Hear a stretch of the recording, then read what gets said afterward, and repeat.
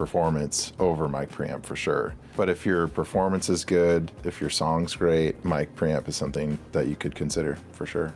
Acoustic treatment. Absolutely worth it. I think acoustic treatment is 100% necessary. If you're going to use any treatment, I would say to make sure that you're properly controlling, especially low end. If you're not controlling the low end, your money on acoustic treatment is a total waste. High-end monitors. Same order of importance as the other things. So if you have really good, a really good room, really well-treated room, high-end monitors are absolutely can be worth it for sure. Hardware vocal compression. It's purely subjective for the inspiration, I would say, of the engineer, not necessarily an artist. I don't think it's worth it for certain individuals, especially those that are starting out. A powerful computer. Powerful computer is definitely worth it.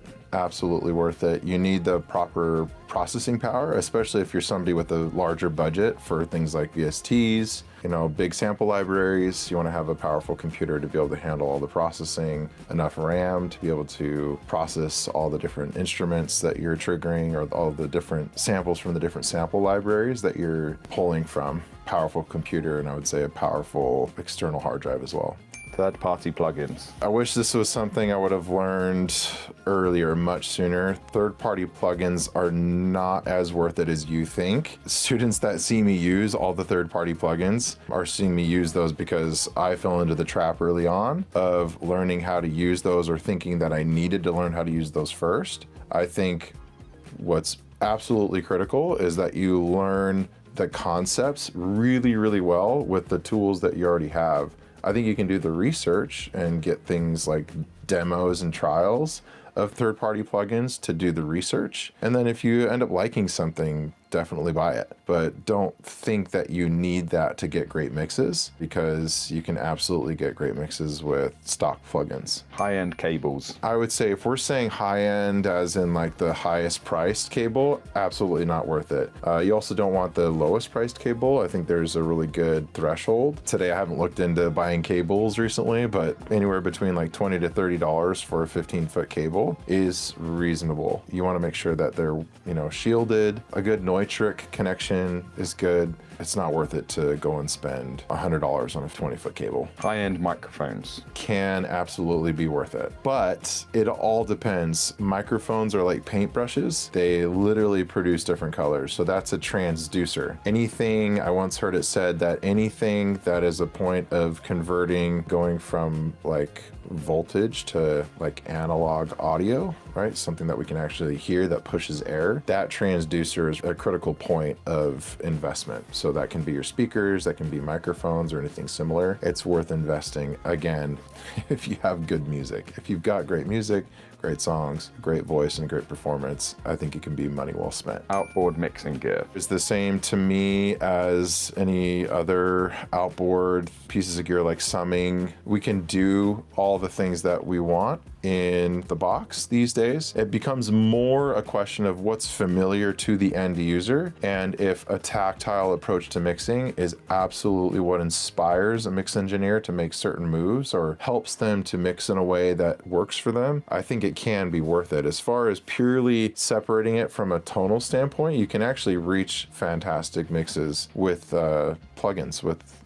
tools in the box. Control surfaces. For me personally, they're not worth it. Once again, that's a completely subjective thing. I think control surfaces can be a thing where the tactile nature of mixing, getting your fingers on faders and on knobs, can really help certain people do the job faster, just overall mix with more efficiency. For me personally, it's not worth it. Education. Education in general is super important. Education is absolutely critical, but what I would say as a caveat is to not overly spend time watching things like tutorials and consuming education. I think there's a trap of consuming too much education.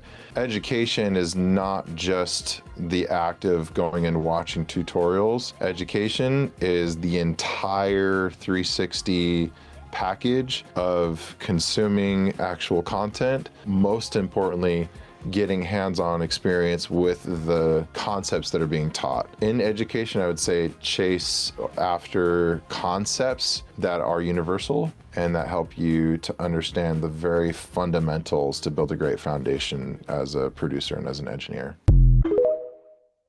Okay. Okay. Let's see.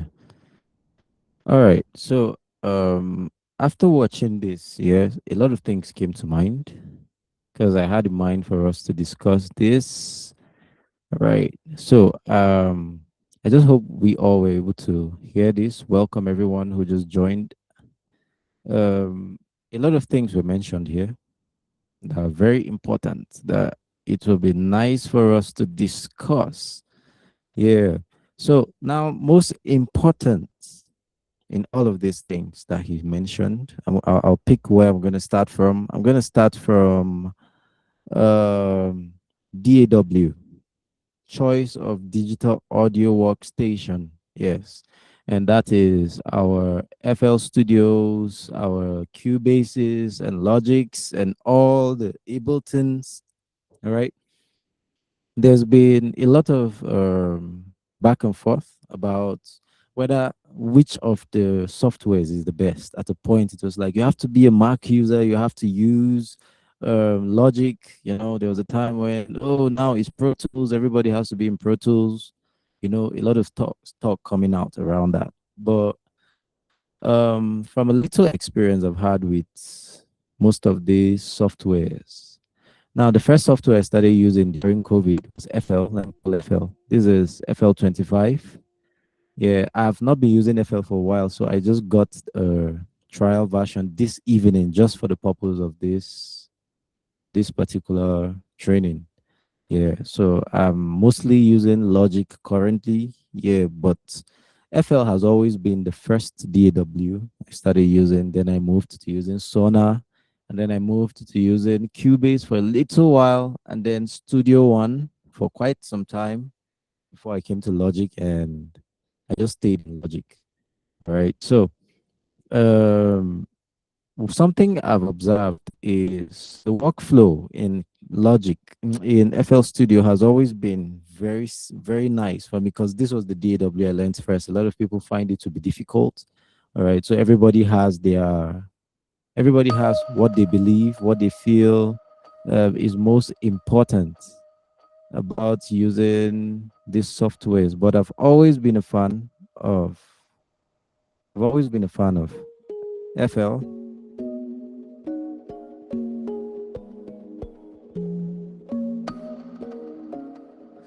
All right. So let me just confirm again that you can hear the audio and everything coming out. Can someone just help me confirm? Can you hear me clearly and every sound I just played? All right. Thank you. Thank you so much. All right. So let me go back to FL.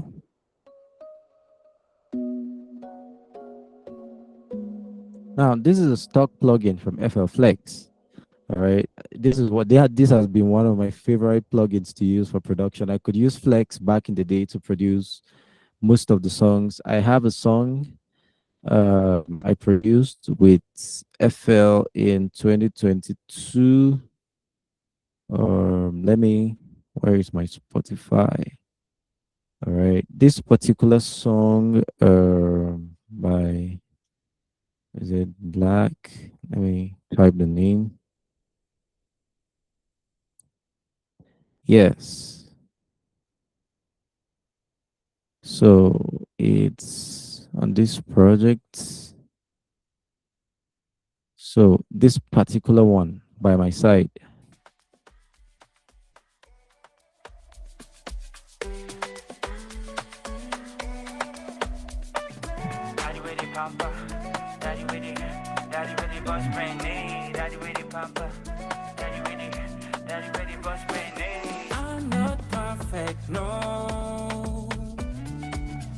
All right, so this was a project I produced in FL Studio in 2022.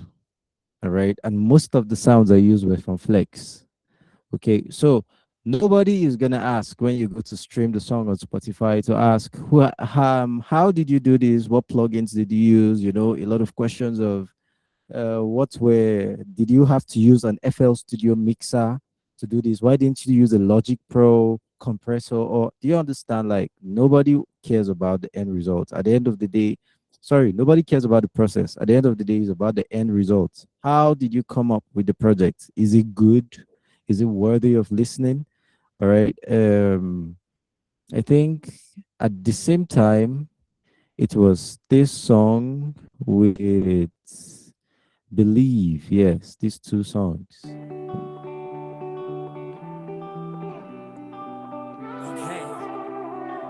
The fool says in his heart, there's no God. But I, called GF, tasted of the living waters. Yeah. Okay. Listen. Then tell me, say a word in notation. All right. So even this song too, I used FL Studio to produce. And so I've always been a lover of FL Studio. I've learned the technical know-how around the DAW. All right. I like how recordings are done in FL Studio, that I don't need to create new tracks. Every single time I press record from the mixer, once the track is armed, it just runs. Okay. Let me see.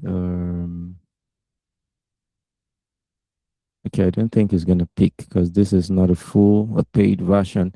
So anytime I press record, it goes to the next track, to the next track. I've always liked this workflow. I've looked for this workflow in Logic, but I didn't find it.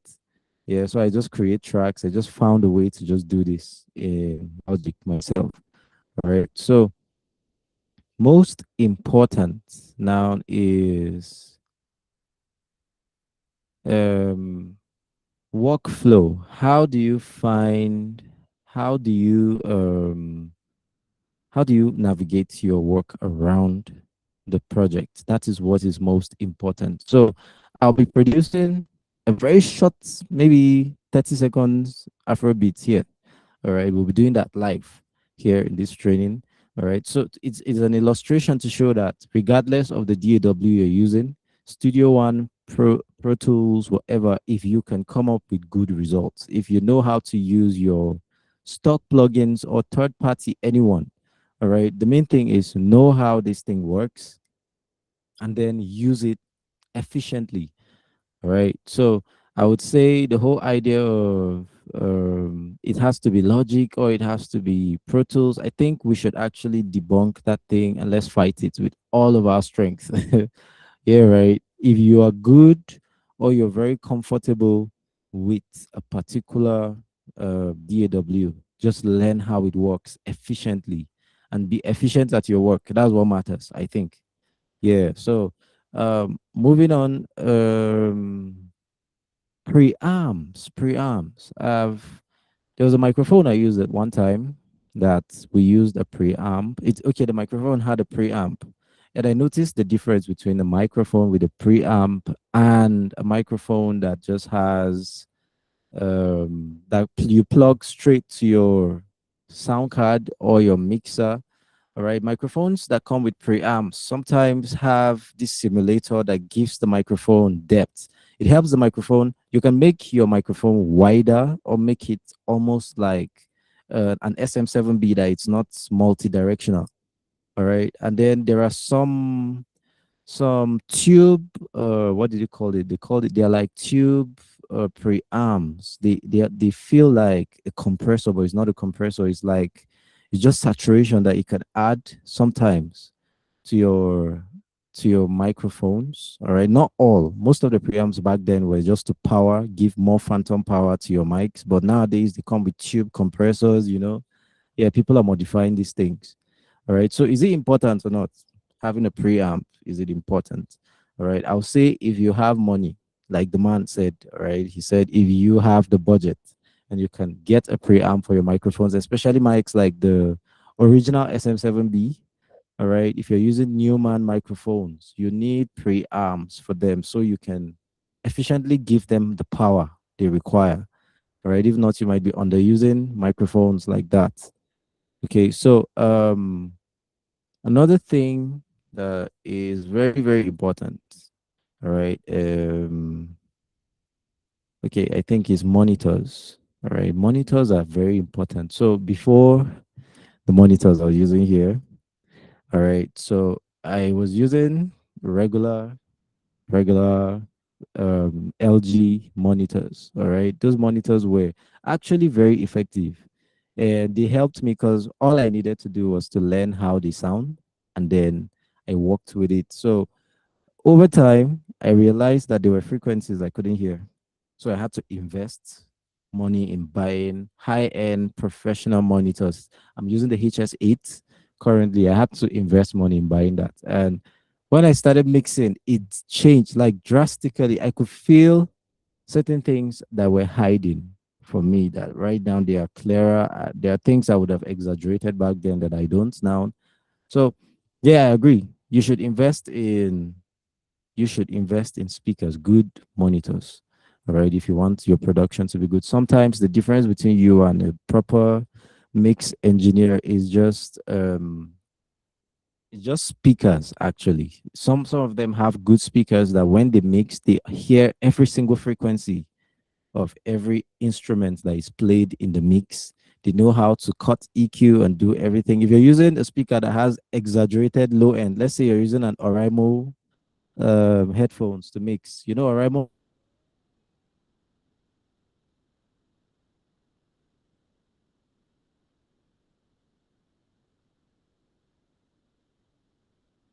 headphones or JB sound lights, and you keep wondering what happened to my mix. All right.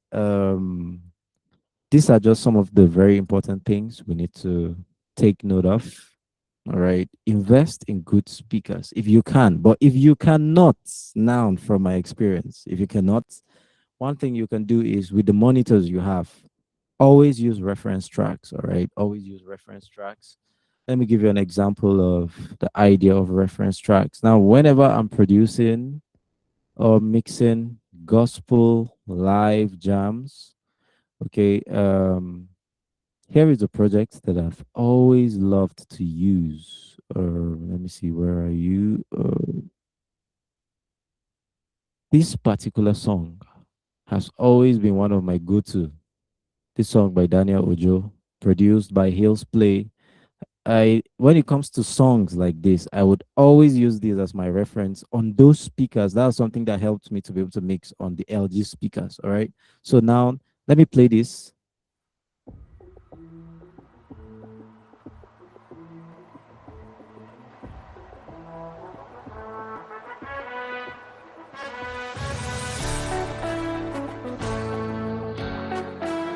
I serve a great and mighty God. Yeah, let's go.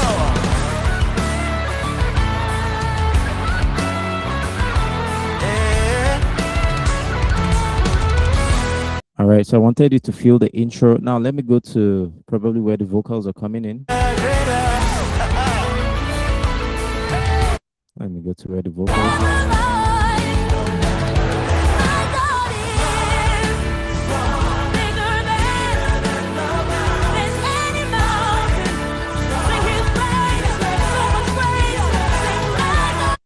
All right, so the producer who makes this is we hear about him a lot.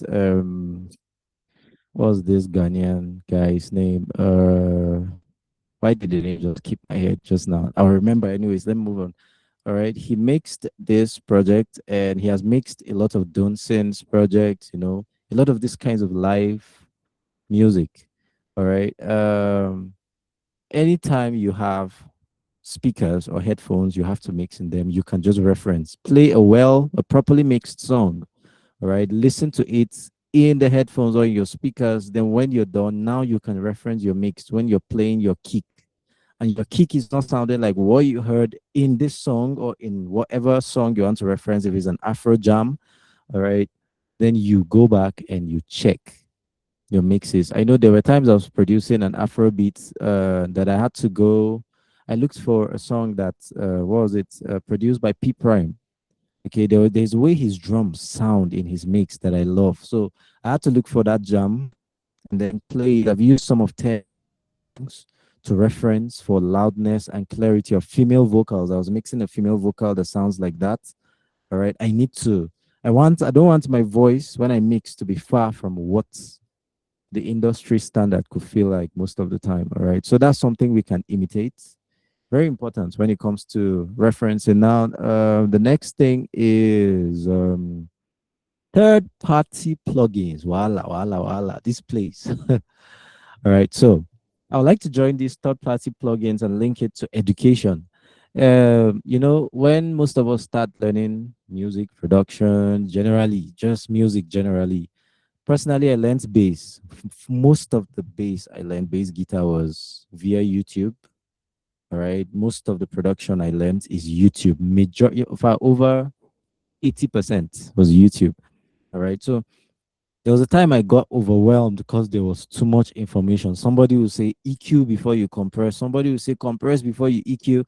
Someone will say there is no need for mixing. If you can just get a good mic and you level properly, that you're good. Someone will say put the reverb on the vocal. Someone will say no, sidechain the reverb from a bus.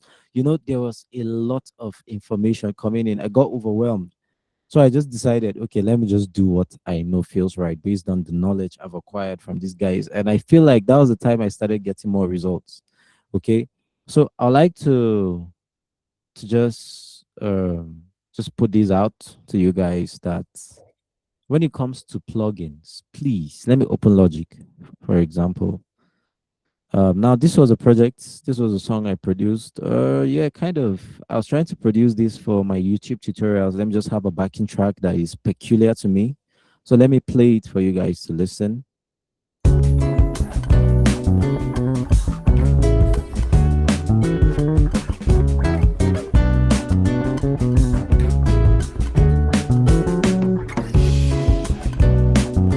Okay.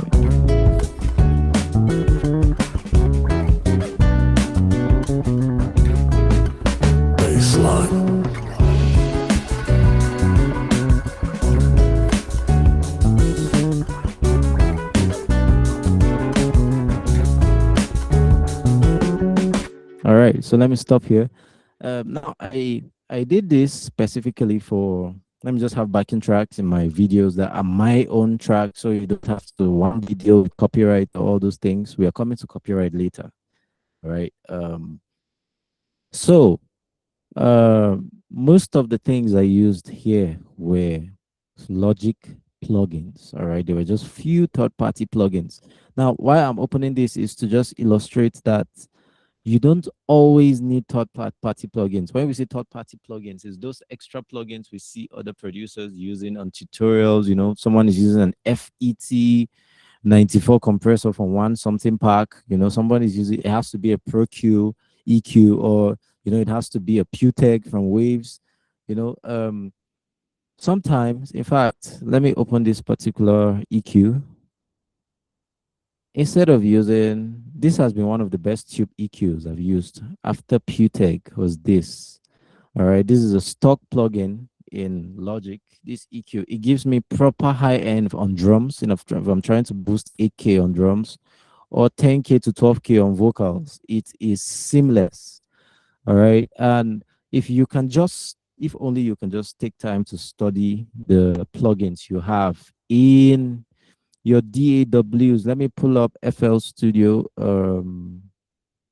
FL Studio has a ton of stock plugins. All right, very amazing, especially if you're producing R&B, hip hop, you're producing Afro beats, all those ambient music. The reverbs here, this Lux Verb is amazing. If you've used this Lux Verb before, you could testify for guys who use FL Studio. And I love to use this parametric EQ a lot of times. All right, it's so handy for me when it comes to even sidechain of bass. There's a very nice sidechain you can do with this guy. All right, and what else again? The limiter, Fruity Limiter. All right, this guy is both a limiter and a compressor. Very nice. The noise gate on this is very handy. All right, this noise gates here, I've always used it back in the day on my drum bus when I was mixing drums in FL Studio. The compression, all right, the limiter is good. Okay, this is just to say study the plugins you have. All right, you need to spend time knowing the kind of plugins you're working with. All right, it will save you a ton of pressure. Now these guitars here, I play them live. Let me solo. Um, it was an acoustic guitar that I played. Let me play one by one. This is the first. This was a part. Let me play the first one I did.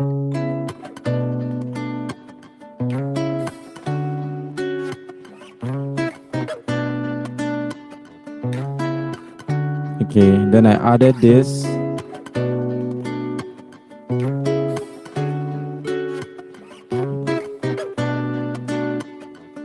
Then I added another voice.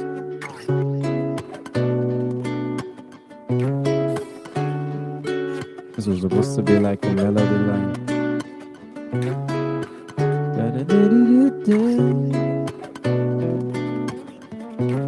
Alright, so I took this out. I didn't need it at the end. Alright, I played the live bass. Let me solo it.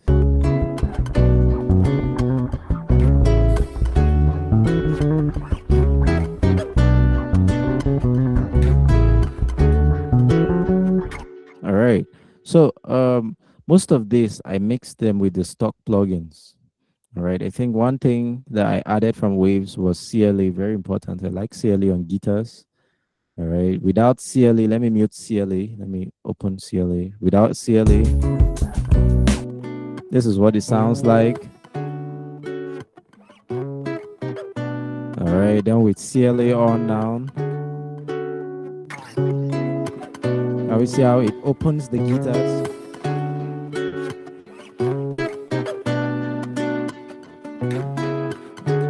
Yeah, so this was something I used here, and I actually liked the sound using CLA, but you could see that my compression was Logic stock compressor. The second EQ I used to give it a little low, and Logic stock EQ. I understand how these guys work.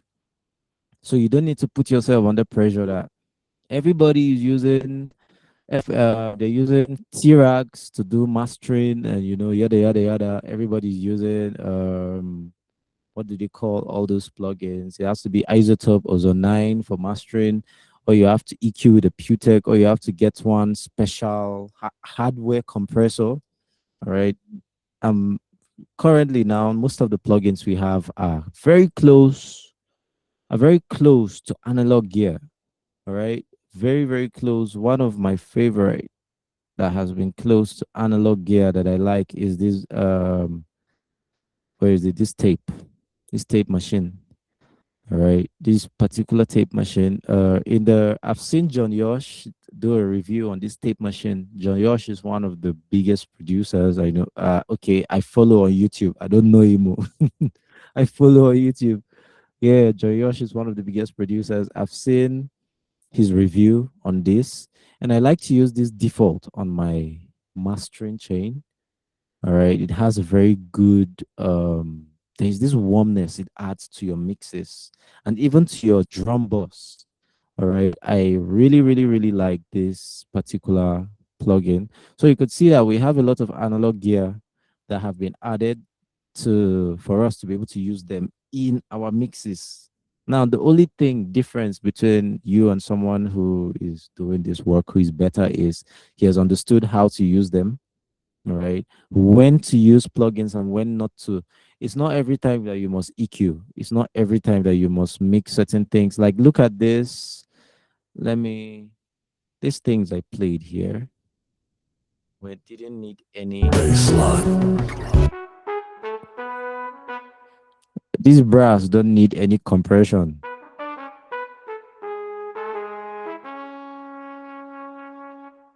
All right, these guys don't need any EQ, any compression.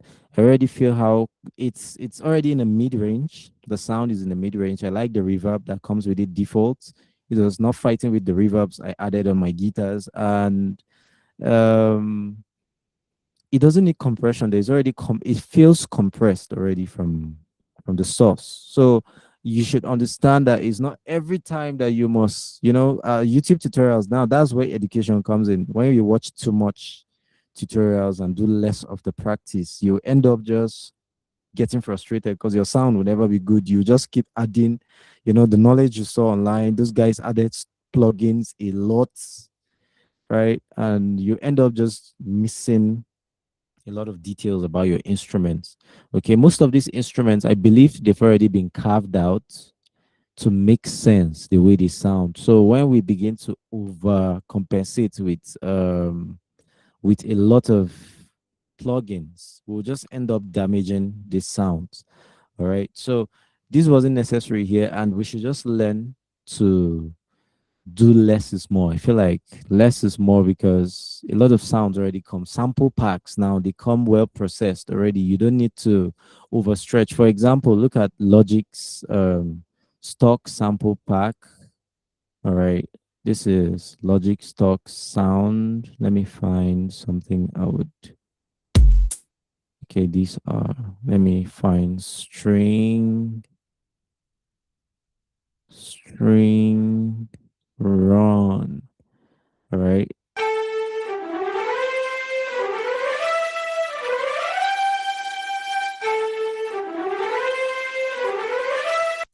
All right. So look at how these strings sound. Okay, what do now you want to add more verbs? Is okay if you can do that, but you're not trying to take out the flesh of the strings because these were meant to imitate those Abbey Road kind of strings, those kind of strings that were captured in mainstream halls. There are these kind of big cathedral halls that these strings are captured on stage. It's like a stage type of sound. Okay, you're not trying to now replace it. If you want it to be big, let's do an example. Let me drag the strings to this project.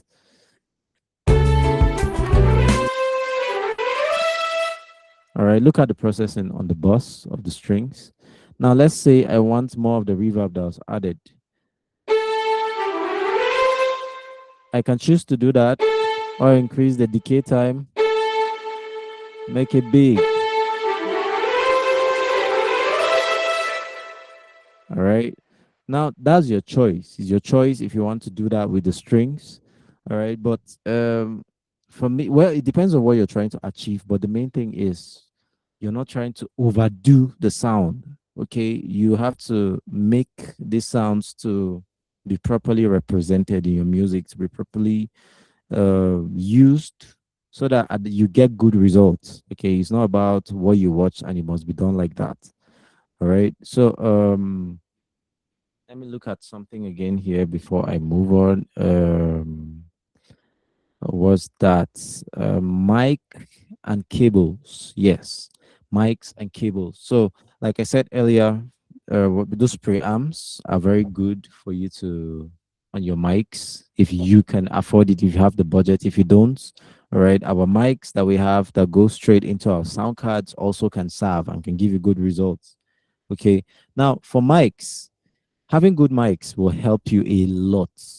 Honestly, if you record with a very good mic, you will be stress-free over a lot of things. But if you record with bad mics, that's when you have to now start EQing too much to take out muddy frequencies, take out harsh frequencies, cut too much low, right? So it saves you a ton of stress. Yeah. So investing in good mics can be a lifesaver a lot of times. All right. So one more thing is cables. Cables are very important for me personally. I don't joke with cables. You should have good cables. They are very, very important because when you begin to record vocals and then you're having noise coming in, cable noise, you will honestly be frustrated most of the time. You need good cables, all right, for you to be able to effectively be effectively to effectively work. Sorry. Yeah. So let me see. There's one thing. Acoustic treatments. Very tricky. All right. Sorry. One last thing about the mics before we move on. Mics. So I've used a cheap mic sometime before, and I was really surprised with the results because all I needed, the cheap mic didn't have bright ends. So when I used an EQ, I used the tube EQ and I brightened around 10K. I was surprised that the mic sounded really good.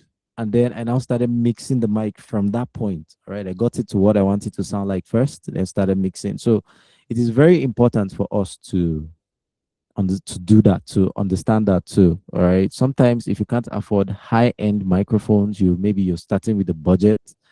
All right, it's okay. The mics you have now, you have to make them sound good. All right, you have to work on your mics to make them sound good enough. Okay, now you're not overkilling your microphones. Let me just check if I have this plugin. Mic. Yes. Now here is a plugin I recommend for you guys, those who are probably on a low budget of microphones. You know, it's called Mic Mode by Antares. All right. This particular plugin helps you to be able to transform any microphone to have a close sound to any of your desired microphones. They will just be closer, not exactly. All right. Now, when you pull up a mic mode on a vocal, you can choose your microphone, or if your microphone is, your microphone is not mentioned here, you can just come to this generic option. Where is it? Generic. All right, then you choose if your microphone is a wireless or if it's a studio dynamic, if it is a diaphragm, cord, a ribbon. All right, you choose your type of mic. If probably it was a wireless microphone, like in a live recording, and you want it to sound like, let me see, one very, you want it to sound like this Shure SM7, SM7A. You can choose the Shure SM7A. All right, then you can choose the distance. Do you want the person's voice to sound distance? Do you want the mic to sound distance or close? All right, do you want to have a little saturation on the mic or not? Okay, so I'll do this in an example later when we start mixing so that you can feel it. Now I'm just bringing this information for you to know that there are options out there for you to help you if you're on a budget. Right? But if you're not, please, if you have the money, just buy a good mic to save yourself the stress, and then treat the room you're working with, right? So that you don't be recording with echo all the time in your mics. At least just a little foam here and there, and just pad. In fact, you can use blankets. Just get some blankets, cover around your microphone, or thick curtains. Put them around. Just make sure you have proper treatment in your room so that when you're recording vocals, regardless of the genre, you can have good recordings, right? So from this point now, I'm gonna talk about. I'm gonna move. So we'll be talking about the importance of post production. All right. Okay. So before I get there, I'll need to confirm something. All right. Now I mentioned to you that we're having a guest this evening. All right. So I would like to just confirm something briefly. All right. In like 10 seconds.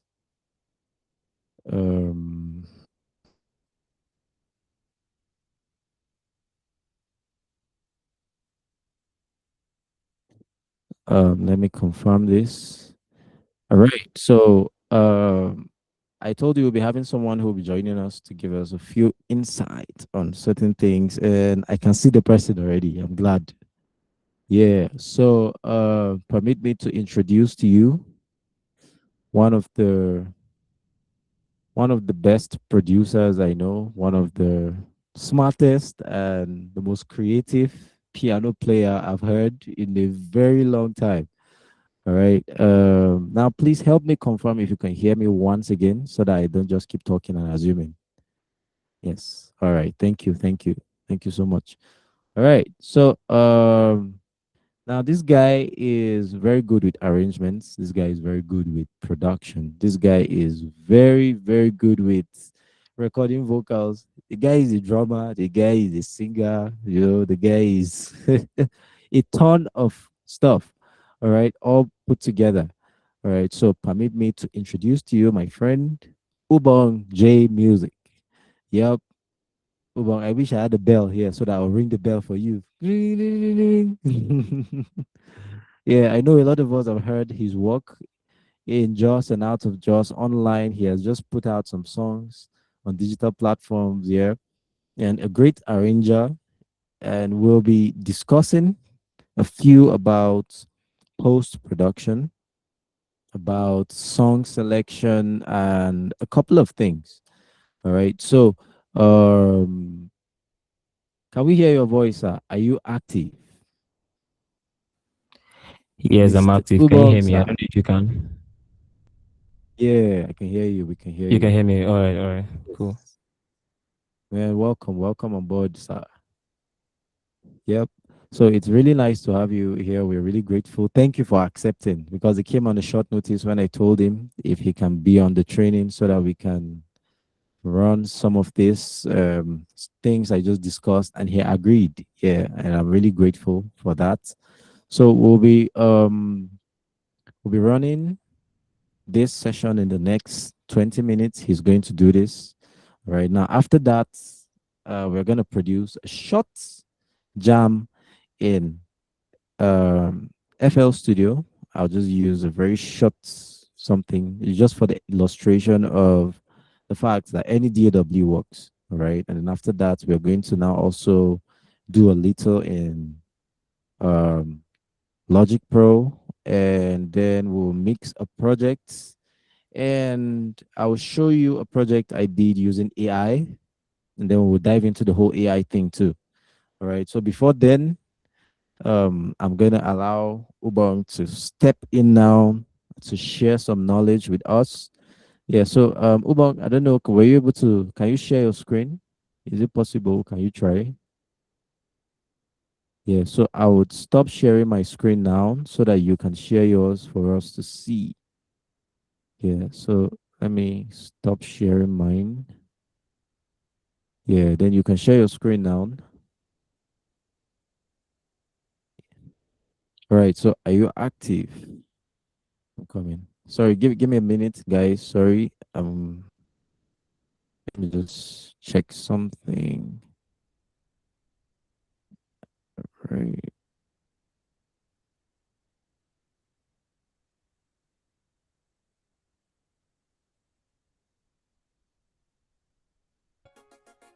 Right.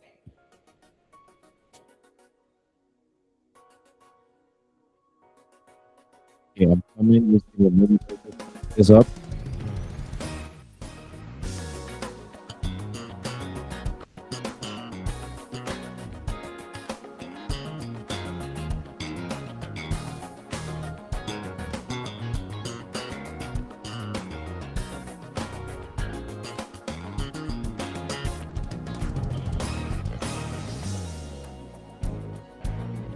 Yo. Such a switch arrangement. All right, so let me stop sharing my screen now, and then he will share his.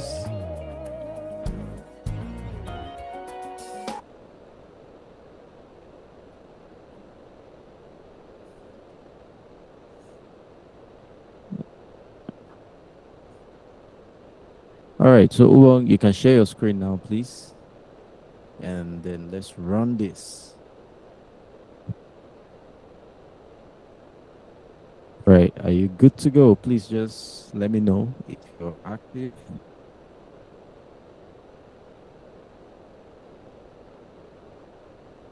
Are you active? Are you active? Just let us know. Okay, I think, okay, please, if you're active, just communicate me so that will continue from there. All right. Okay, he's on it. So he's working on it. He's gonna come up in a bit. All right. Yep. So I don't know if anyone has any question so far before he comes up here on these things we just discussed so far. Does anyone have any question?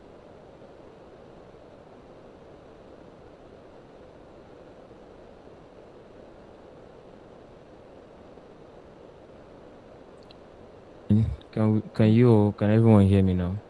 Okay, yes, we can.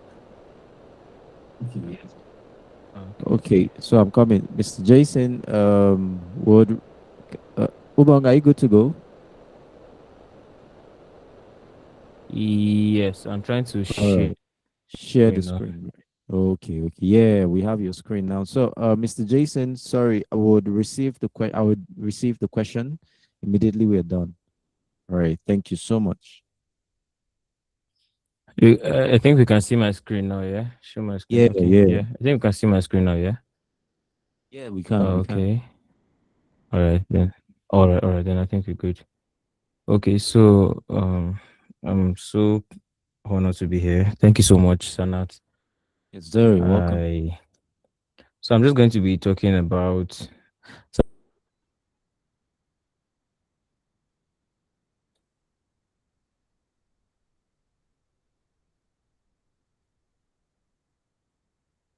yeah, So probably don't finish anything.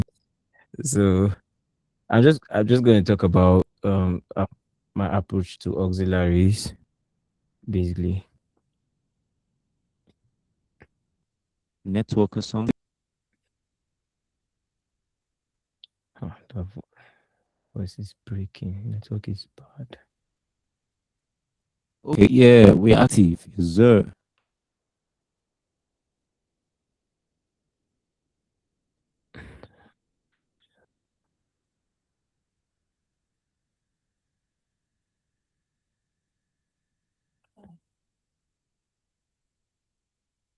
Okay, so you can just minimize. Yeah, we have your screen now. Thank you. Okay, the screen is good now, yeah? Yeah, yeah. The screen is good. Okay. I don't know if you can hear this track. Yeah, very clean.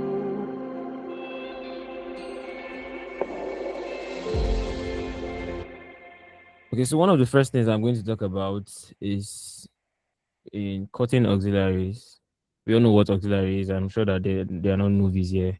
Auxiliaries are like extra colors in the music that spice up the music, and you know, and that's why if you see a live setting, you will see that there's a second piano, extra guitars, and all those things. They are like, they add up colors to the music.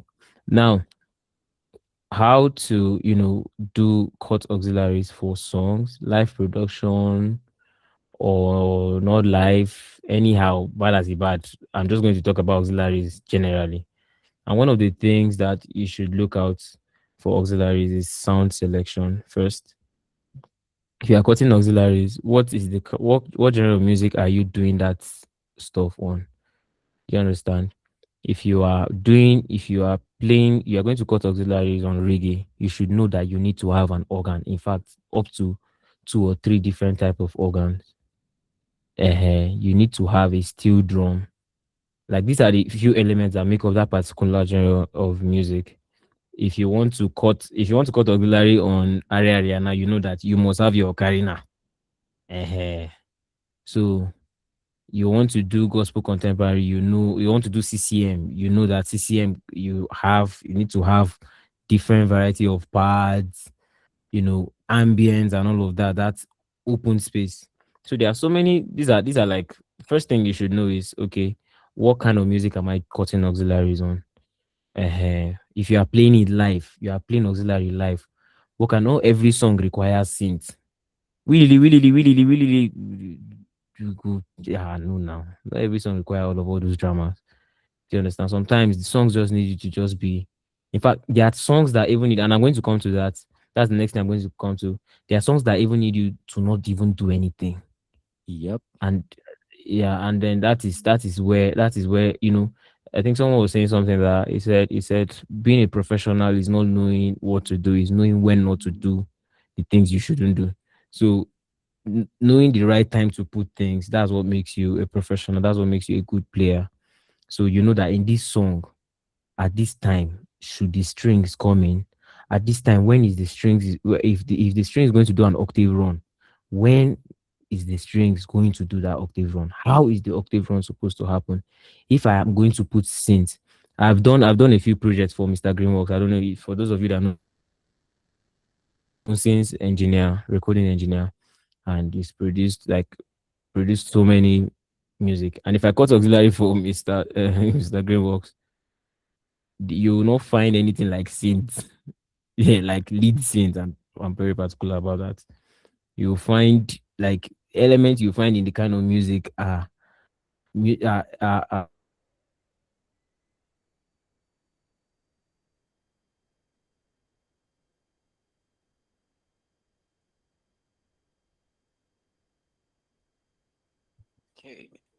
things in a sense that so you listen to some songs, you listen that there is space for orchestration, there is space for guitars, and the music is still full.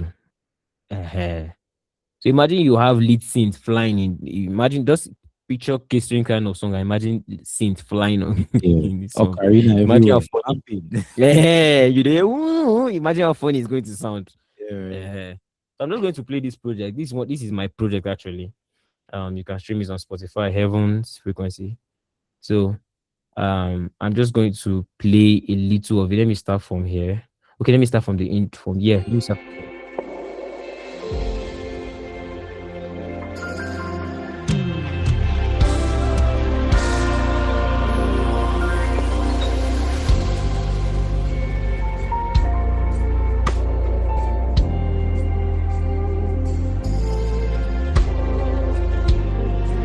My God.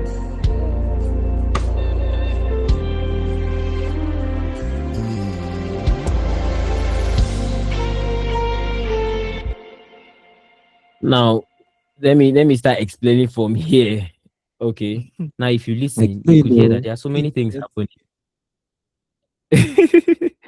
Yeah, there's so many things are happening. And you notice I don't know, let me look for where the strings is. This is the strings. Yeah, shout out to Jurex. Jurex was on these strings for me. You notice what happened here? Let me. You can see that there's no strings at this point. There is no strings at all. Space. So this is what I wanted to talk about again. After choice of sound, next thing is space. Now, yeah, how the strings comes in.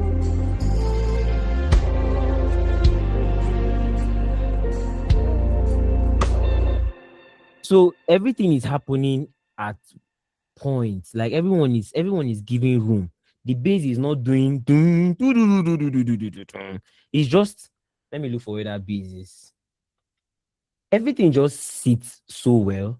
Even I think yeah, I think these are the auxiliaries. Yeah. Yeah, the auxiliary.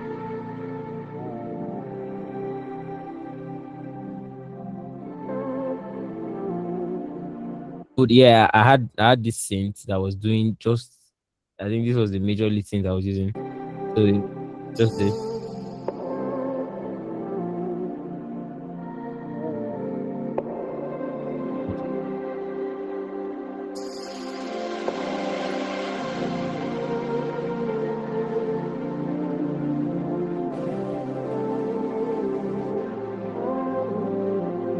They can start crying So from this sound though. so you can see that there is room, even the organ. Now let me just solo just the organ. Let me bring it up. Now let me explain something about organs here. So there are different tones in organ. I don't know. I don't have time to but I'll just explain. There are different tones organ has, and you should know the right kind of tone to use at the particular part in while you are cutting auxiliary or while you are playing it. Now, hear the way it sounds quiet here. Now here the change of tone happens here.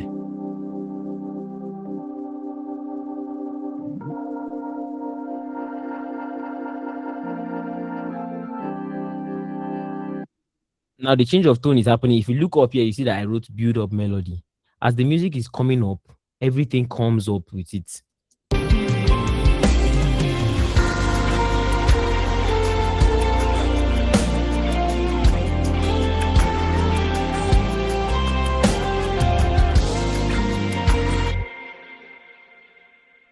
Nothing, no plenty things again. Just to the idea or to the context of what the music needs. Guitars was just doing melody line. That was all. So if you are cutting auxiliaries, on the song. Check out. Let me just open this so that you can see some of the elements I used. I had a pad. I had another part. I had another part, and I had like 4 parts or five thereabouts, and all of them have different rules. Now I added these parts and kind of used them based on their frequency level in the EQ. That's another thing again, where everything should sit in. I don't know. Nat has talked about EQ, so I'm sure. I'm sure they've talked about EQ. So, so every in the EQ spectrum, everything has where they should sit. Now this pad sounds different from this pad, and they are on different spaces. Another one. This one sounds more darker. So you know that this one will even take more of the low mids down to like even a touch of the lows to some extent, depending on how I played. So if you look at the EQ now, you can see that I even like did a kind of low cut. See where it's ranging. So basically, that's just it. You don't need to do so much. You just need to know what the music requires and add the elements that it needs. That's basically about auxiliaries. So I think Nat still wrote one sermon for me again. Let me check that one out. Yeah, and please, So I think it was talking about you. I don't cover like 3 already. Voice selection based on genres. I didn't even know it. That's nice. Yeah. Okay. Yeah. Okay. The questions. Yeah.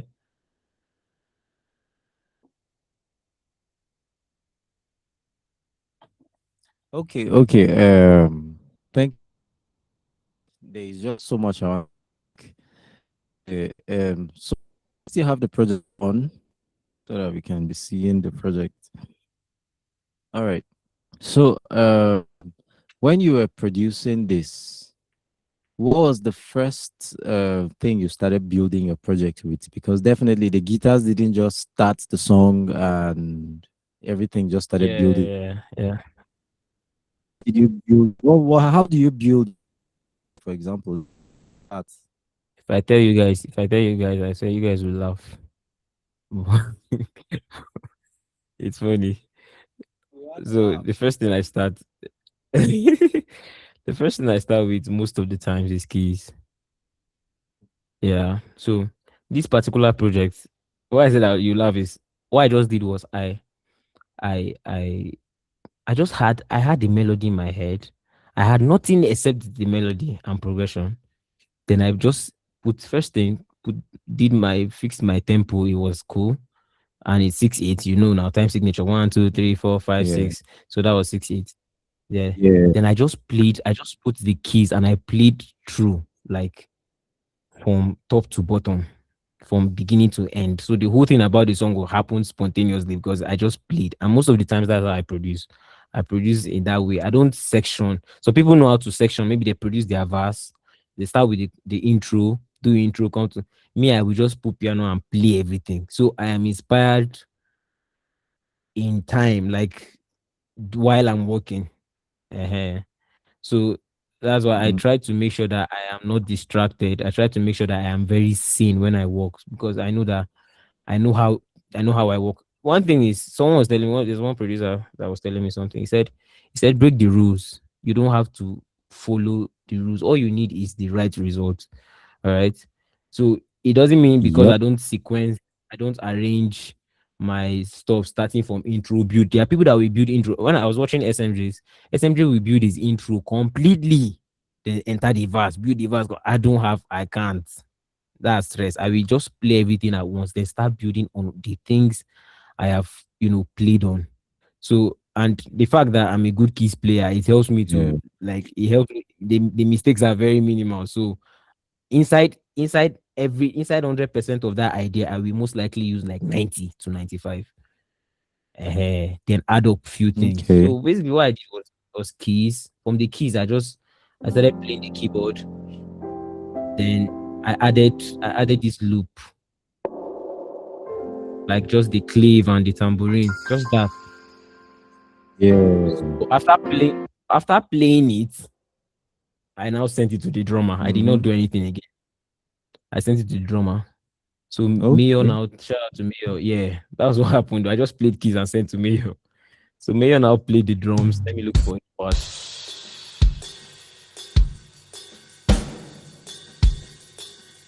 Yeah, Mayo just I was played the gonna drums come on the to this key. drum. Yeah.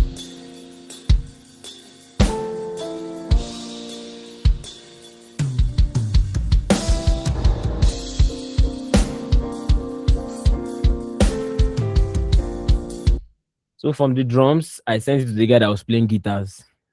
The guy that was playing guitars Mhm. now sent his just on this same idea. Oh. I didn't even like I've not added anything. I don't know. I think the guitars are somewhere here.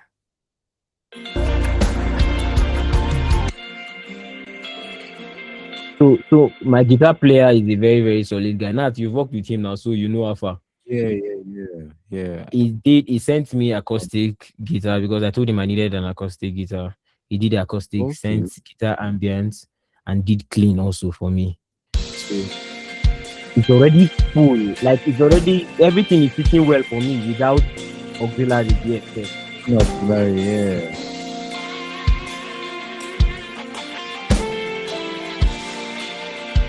Listen to this. So clean. Yeah. Okay. So that was all finished. I sent it to the bass player. Then after the bass player finished, that was when I started adding auxiliaries, loop, and other things on it. Yeah. Mhm. So that's what makes Man, it this complete. is- Yeah, this is great, man. This is something important you mentioned was break the rules. You don't have to do it like everybody. All the knowledge you are Yeah. gathering, YouTube, everywhere we're gathering knowledge. Let us break those rules. You don't have to do it. Whatever gives you Real, result. real. No, Results, yeah, my bro. Yeah, real. result is I'm telling you. everything. Yeah. So I used to tell drums. people, okay, Okay. yeah, Yes, go on. No, go on. Yes, sir. so I used to tell people, sometimes when you maybe you try to don't allow anybody look down on your work process. So I'll tell you as musicians, as producers, don't allow anybody look down on what you're doing. Like you are doing just great as long as you are doing it right and you are achieving the right result. That's just what matters. Because to be very honest, some people will tell you, they'll tell you, replacing drums they don't like. If you don't like replacing drums, fine. If I want to replace drums, allow me. I mean, like it doesn't, as long as the project sounds as it should sound, that is what matters. So anything you're using as a cheat, use it. Except Use for it. keyboard players that are transposing on this platform. If you're a keyboard player and transposing, I rebuke that spirit now. Leave, Okay. loose. All right, the father of keys is speaking. We're receiving. All right, so let's talk about the drums. Lastly, Yeah. did you have to quantize the drums when you received the drums from the drummer? Was it noisy? Did you have to clean a lot of things, or it was properly recorded all in time? What was your experience with this drum? Okay. So Mayo is insane. I'll tell you guys for real. If you've worked with him, Mayo is crazy. Mayo sent me the drum. I had to ask him. I said, "Did you quantize this drum?" He said, "No." Now you can actually quantize your wave files if you don't know. Yeah. Uh-huh. So you can. Let me just quickly just give you guys the link. Highlight the file as I have done. If you're using Logic, come here, create a group. When you create that group, you can name it drums. I hope you are seeing. Good. Yep. So let me delete this and okay. So now the whole file are in one group. Then you come down here, settings, you turn on this edit, turn on this quantize. Now I can quantize these drums to you see that it's quantized. You are seeing, just look at the shift that will happen after I finish analyzing. Yep. You can see the shift just happen. Everything is locked in. You see that it came on grid dots. So you can actually quantize your drums. You follow them up. A lot of recordings, that's what they do. That's what happens. I mean, some drummers don't know how to stay on time. It's either it's recording issue or something. So, but then drums was properly recorded. If you are dealing with drums, record it well. If you are dealing with recording, just what you've recorded, that thing you've recorded is what will determine how much result you will get after you are done with the project, to be very honest. So Yep. vocals, drums, if you are playing guitars, avoid noise. Like let it be so clean. Mayo sent me this file and the drums was clean. Just that as it is normally now we'll still clean one or two things as so so I think and let me look for where the toms are. I know the toms are here. So I cleaned the toms. The bleeds were very minimal. So you can see how clean everything Yeah, was. very clean. Yeah. Yeah, So the proper emphasis miking is- is another thing. Yeah. Yeah. So you need to Okay. learn how to mic properly also. Because if you don't mic properly, your drum will still bleed. It will bleed terribly. Now you can see that as I cleaned it, you can see how precise. So you Whoa. see that just it's very everything is on point. You can see all the toms. This one, Tom 2 is the way it is. It's not looking as if it wants to be like Tom 1 or something. Everything is just the way it should be. So, I mean, if you record well, you have saved yourself so much stress. I didn't really do so much on this mix. Not say now you be my mentor for this one.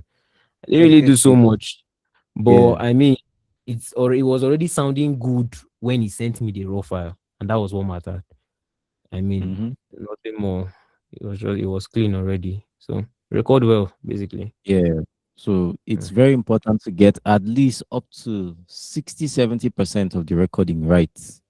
Yeah. And any Not other thing. 85. Oh, I beg 60 small. 85. 85. All right. All right. Not Then, you've mixed a project now. You've mixed one of my projects where even you had to be like, man, the recording was good. And yep. I mean, you know how it came out so clean Mhm. because Yeah. it Yeah. was good compared to recordings where we know that more it was up and down, up Yeah. and You can down. hear vocals coming out from the drum mics. Bro. Yeah. All right. Yeah, I like this emphasis. He said up to 80%. Yeah, you should have that is you should make sure you are close to almost perfect. Yeah, Yeah. make sure your Very. recordings are good. When it comes to vocals, it should be good. Guitars, no cable noise. When it comes to whatever instruments you're adding, we don't want to hear instruments flying around. Not really us. So you may want to hear it, but when your song goes out and there's I too much mean, distraction, people will not listen. Yeah. When your song is too unnecessarily flying around, people you throw a lot of people off your music. So it's just for the benefit of producing professionally. All right. Let us yeah. avoid unnecessary things when we're producing. Yeah, and then one last question, Ubong, before you go. Yeah.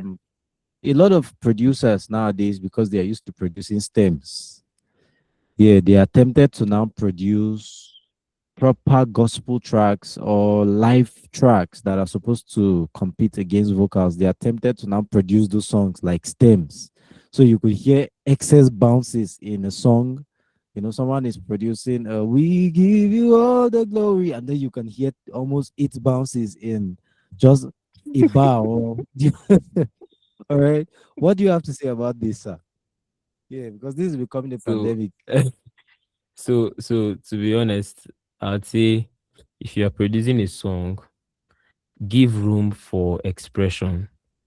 Now, business wise in music, a lot of song. We know how songs are on social media now. Like you can just do a song and immediately it picks up on TikTok, your song can go viral, and so many people can start doing challenge on your song. You can want to do open verse challenges. You can want to give room.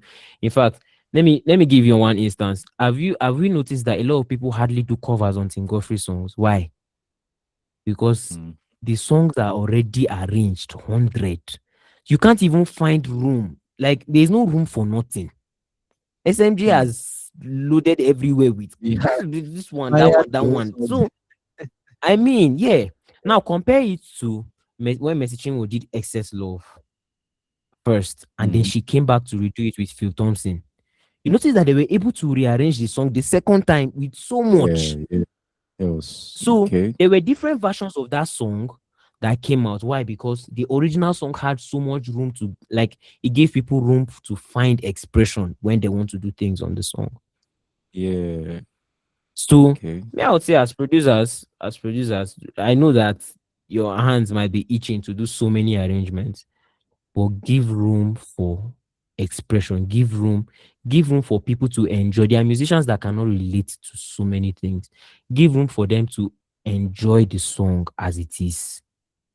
Like Mm-hmm. it doesn't have to be over complete. When you are arranging a live set where you guys have to perform live and stuff, you can kill that. When it goes to like, even not all live arrangement needs all those drama, but I mean, if the artist wants all of those stuff, Yeah. do them fine. In fact, look at the same SMG now that is even doing song. Go and check out his songs. So much space. You can do a lot of. Look at the light has space that you can redo that song in 432 different ways. He did one Yep. other song, the one compass song recently. It was simple as hell. Like you will not Mm. even you might not even really feel that this is SMJ's production, like this is from a stable and stuff. So everyone is Mm. like, look at Hughes play, same thing. Yep. These people now understand the market. It's not like before again that Fred Hammond time and Marvin Sapp that they will kill everybody. Now if you hear some of Marvin Sapp recent songs, sometimes you ask yourself that is this the same Marvin Sapp that was killing those times? I mean, Yeah. space now is what matters. I think the music business or the music industry needs that space for the business part of it. Yep. So you as a This. producer should understand. Yeah. Okay, okay. Wow, this is serious. I Agree hope with we are that. jotting Yeah. down this thing. Oh. These are strong, heavy points to help us when we're working on other projects because space is very important when you're producing, and most importantly, let people be able to relate to your music. All right, regardless of the Relates. That's genre. it. Simple. Yes, Simple. people be able to relate Yeah. to your music. Yeah, because even metal, there are some metal songs I've heard. I thought metal is like complicated. I shouldn't be able to relate, but I could now hear certain arrangements and how proper the song was planned, in as much as it sounds like it's almost trying to be raz. But at some point, I could hear some arrangements, some intentional dynamics. Right now, the point is they Yeah. are trying to communicate with whoever are their listeners, right? But if it's Simple. just noise all true, or everywhere is just jam packed with stuff, what will you do with the song again? Nothing. Yeah. Okay, man. Thank you so much And for this let's knowledge. let's look at the likes of Cavemen too.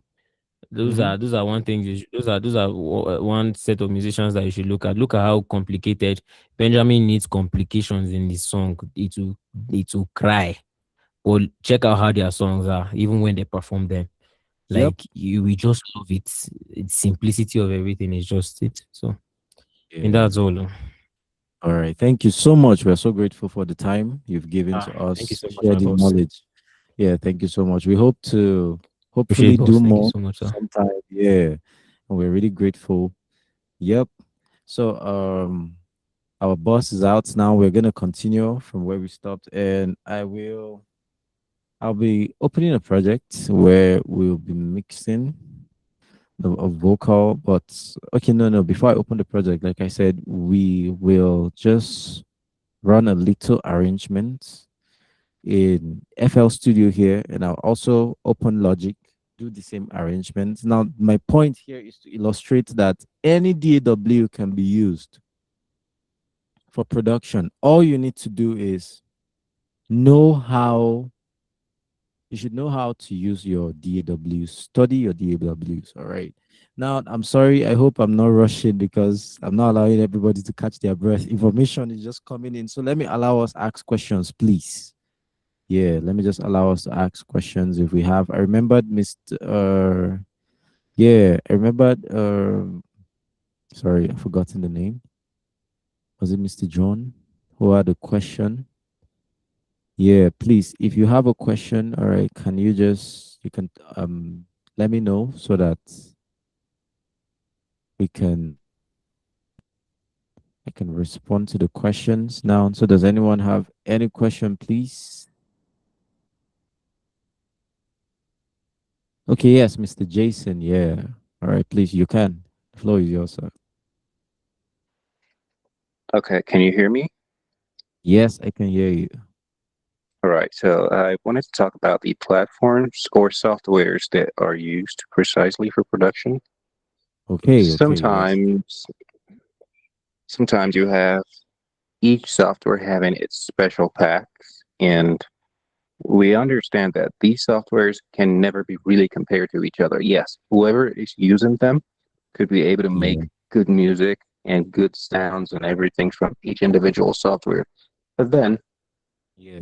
each software is designed with an extra pack that you might not find in the other one. Or if you find it in another one, it is quite tuned or different from the other ones.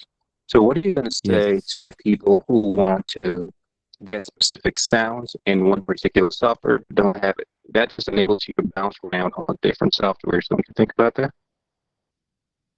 Okay. It's like the network is cracking. I couldn't hear the last part of your question. No, Okay, I are said, you what do asking? you think about people who want to get a specific sound on another Okay. software, but the pack doesn't contain those sounds? Don't you think it's going to make you bounce around? Knowing that Okay. the specialty of the producer is him being able to use his software very well. Now, some people Yeah, are yeah. stuck to particular softwares, and there's no flexibility for you to be able to turn to another software and use it perfect. Okay. I get that.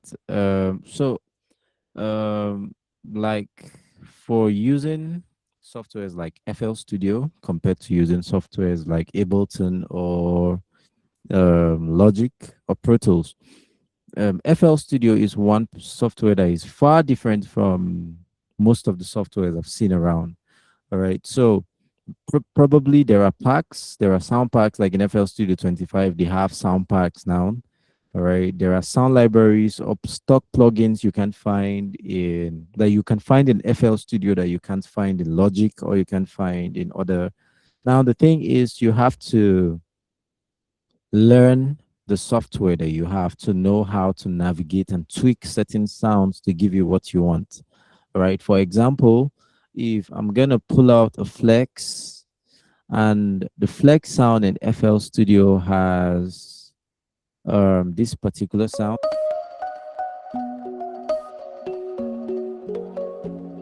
If it has this particular sound, this is like a pluck sound that sounds like it has a bell sound to it and has a lot of reverb.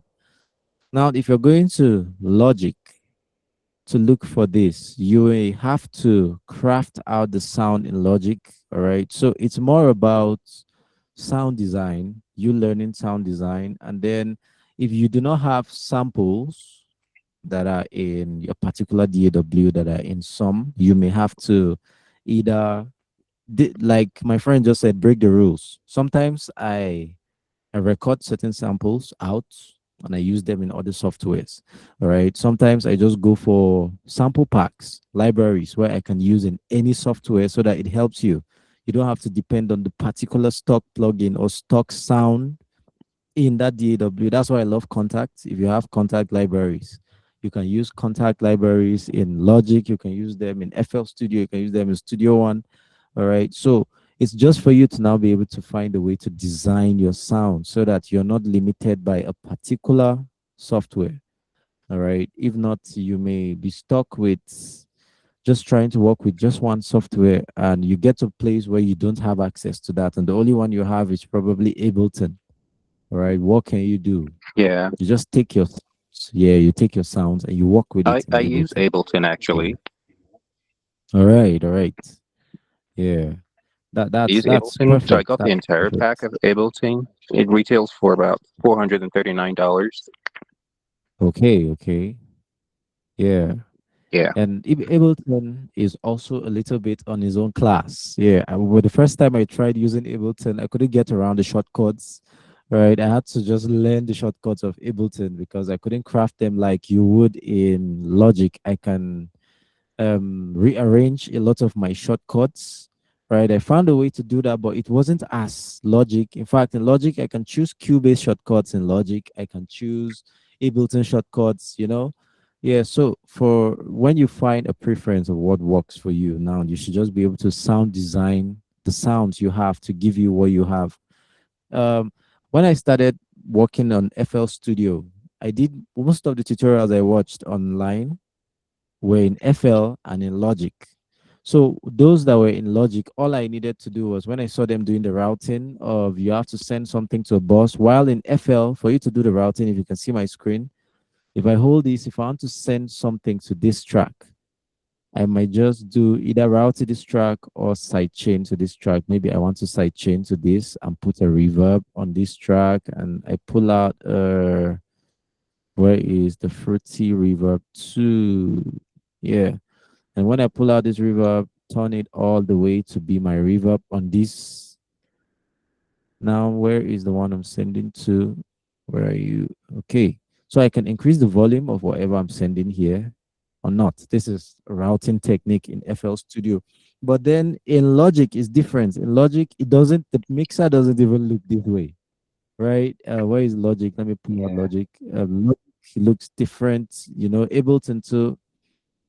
When you open the mixers, they're different. If I'm sending something to a bus in Logic, I'm going to come to this aux track, send to a bus 6. It comes out here. I rename it what I want. I add the reverb, then I increase.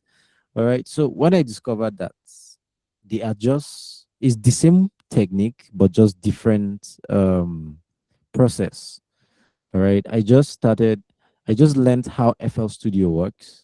If this is how FL works, I'll just learn it. Then I'll implement the same knowledge I watch from Logic to FL. All right. So at the end of the day is know your DAW, then craft your sounds. Yeah. So I don't know if I answered that question, sir. Yeah, you did.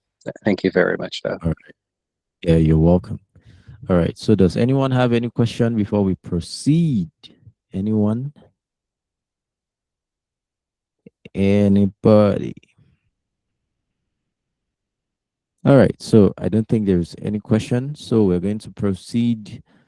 Now in FL Studio, I like the recording and the producing process. A lot of Afrobeat producers, a lot of guys like to do this. So let's say we want to produce a 10-minute song. I said 10 minutes, 10 seconds Afrobeat. All right. Where is I have a drive somewhere. All right. So let me just pull out one sample. I'll just pull out this particular sample by. Okay, so let's keep the tempo in 100. And then I'll pick up a sample pack. This one. All right, I'll just drag this sample. Now let me play this sample, then we'll walk around this with just a few sounds.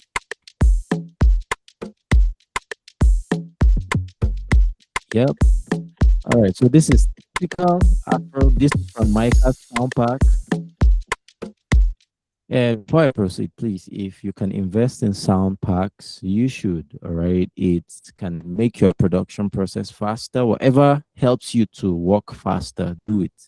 All right, these sound packs can just help you to just build songs in split seconds, and you're good to go. All right.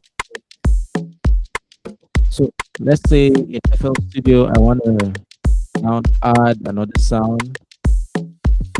I could just create I could create a pattern. Yeah, I could create a pattern, and then let me see on this pattern I'm gonna choose my sound from Flex. I liked this one. Right, I can just play this sound. Let me see pattern 1. I'm gonna name it the bell plug. Right, so that's what was gonna play here. So let me find something.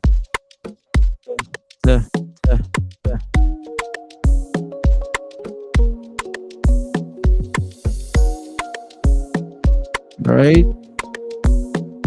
Yeah, nice.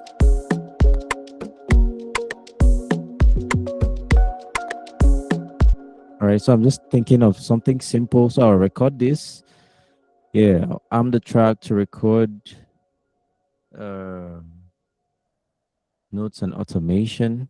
So, all right. So I want this to give me a countdown. Notes and automation. Yeah.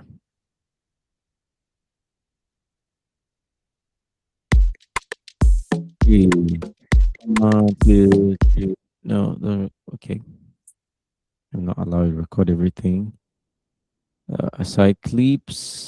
1, 2. 1, 2, 3. Play.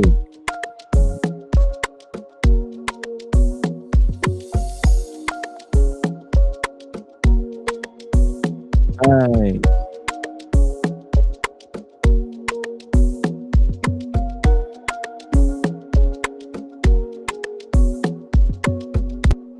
All right, so I'm gonna stop there. All right, so this pattern, let me just open the pattern. Let me see. So I'm opening the piano roll. Sorry, let me kill this. This is what I just recorded. I'll just open the piano roll and select everything, Command A, and just wait. No, don't click. Just I think it should be Control Q to quantize. Yeah.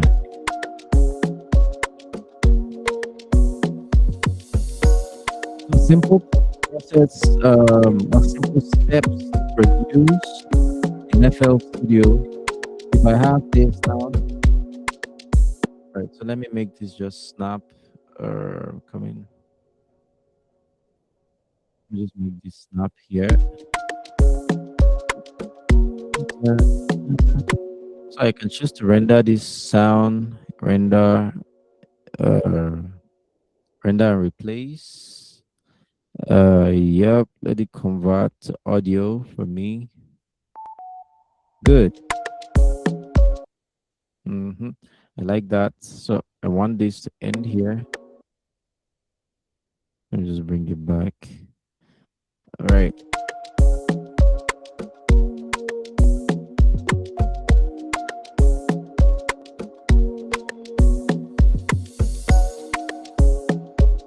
So we're doing basic mixing.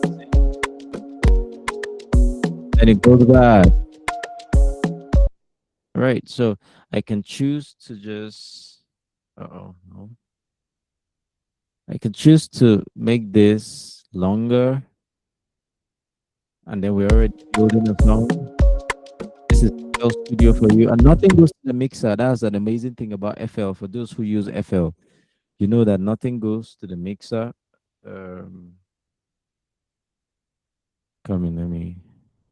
Nothing goes to the mixer. You have to assign it to the mixer. So after you're done, let me find the bass.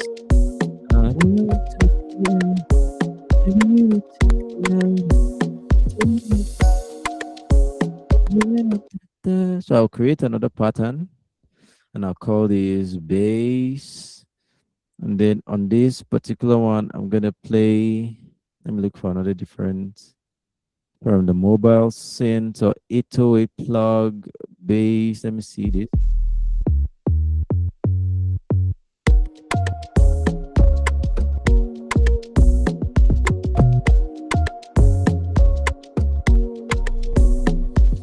The driven.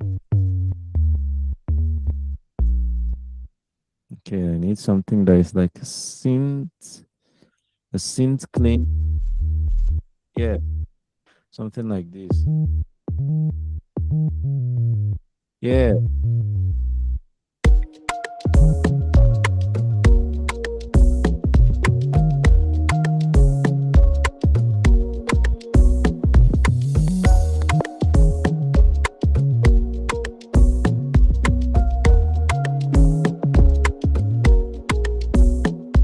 Let me just build something close, something for the, let me put the pattern here so it just records the bass for me. So let me find something.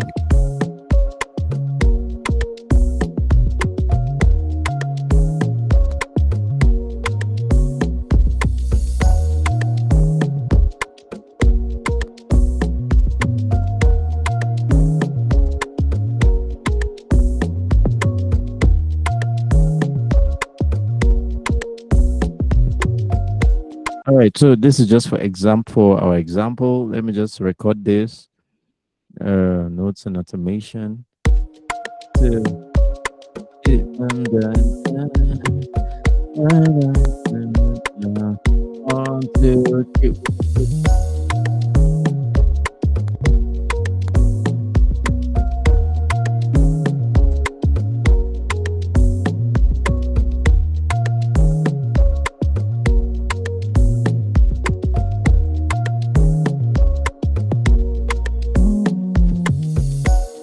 Yeah, right.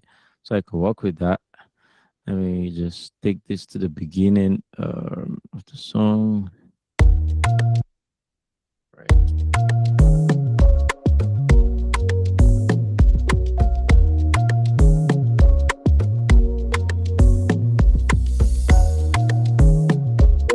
Okay, so this is fair.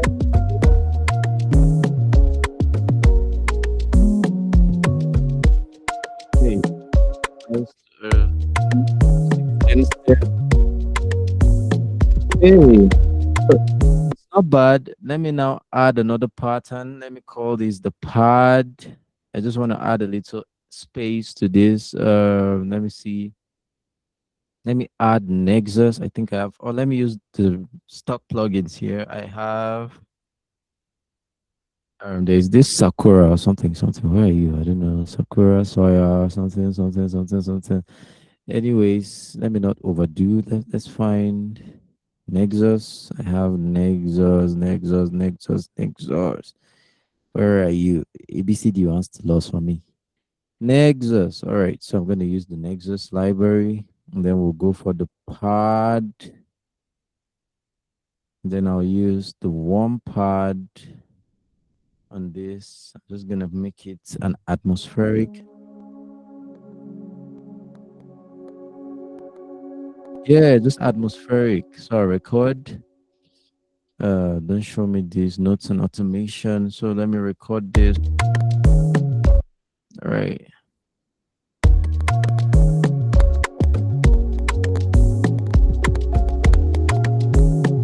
Hey. Okay, so the part, did you even record? Let me see. Come in after. So I want it to start from the beginning. Right, great. So we're doing again.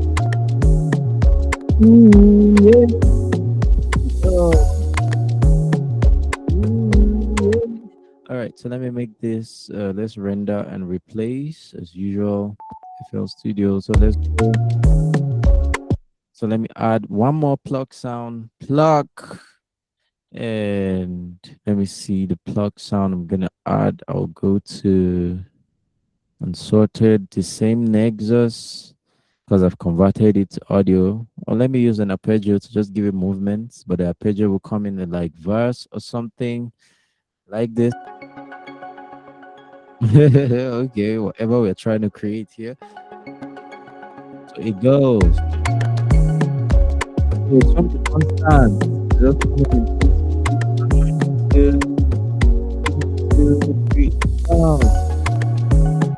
Yeah, so I'm gonna do that. Let me put the pattern down here and stretch. Then I'll record. Okay. I don't think I even need to play again. I'll just copy this. All right. Yeah.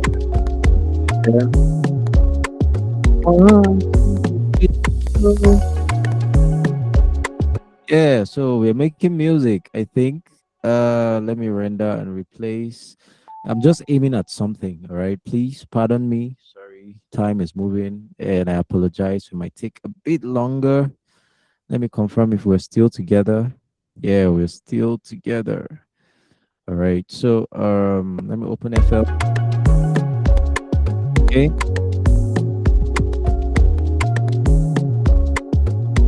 Okay, so the sound was. So I could go on to layer a lot of things, create a bridge, and do a lot of things, but I'm going to stop for the sake of what we have ahead of us. All right, let me not elongate this. Where is on the Nexus? I have some very nice plugged sounds. Where is this muted? Well, I would love to play the mute myself.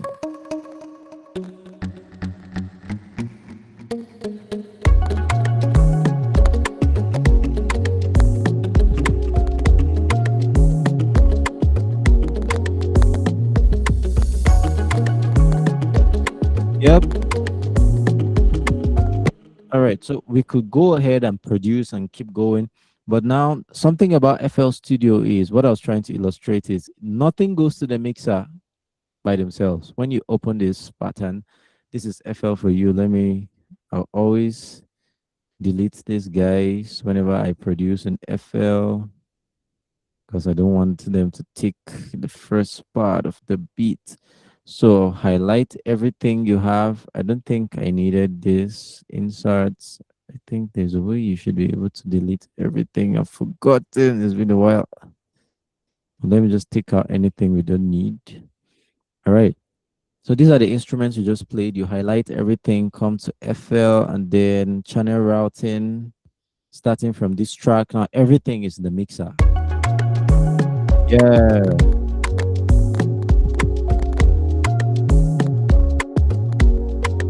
Yeah. All right, so we can start building music from here. All right, so whatever is gonna build from here, this is FL for you.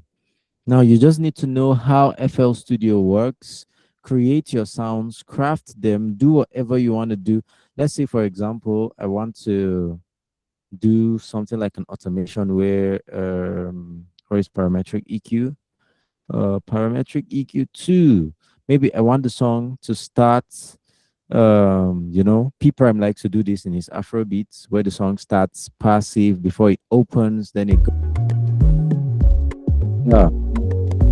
Then it opens.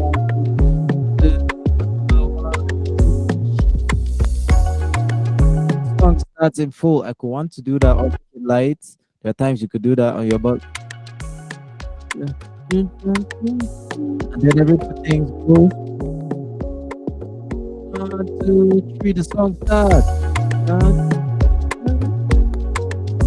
All right, so there are times you're producing depending on the genre or whatever you're trying to achieve. All right, you can do that. You can just record. What I love about FL is anything can be recorded. Anything just records into automation automatically. If I had press record, you could record the EQ doing that.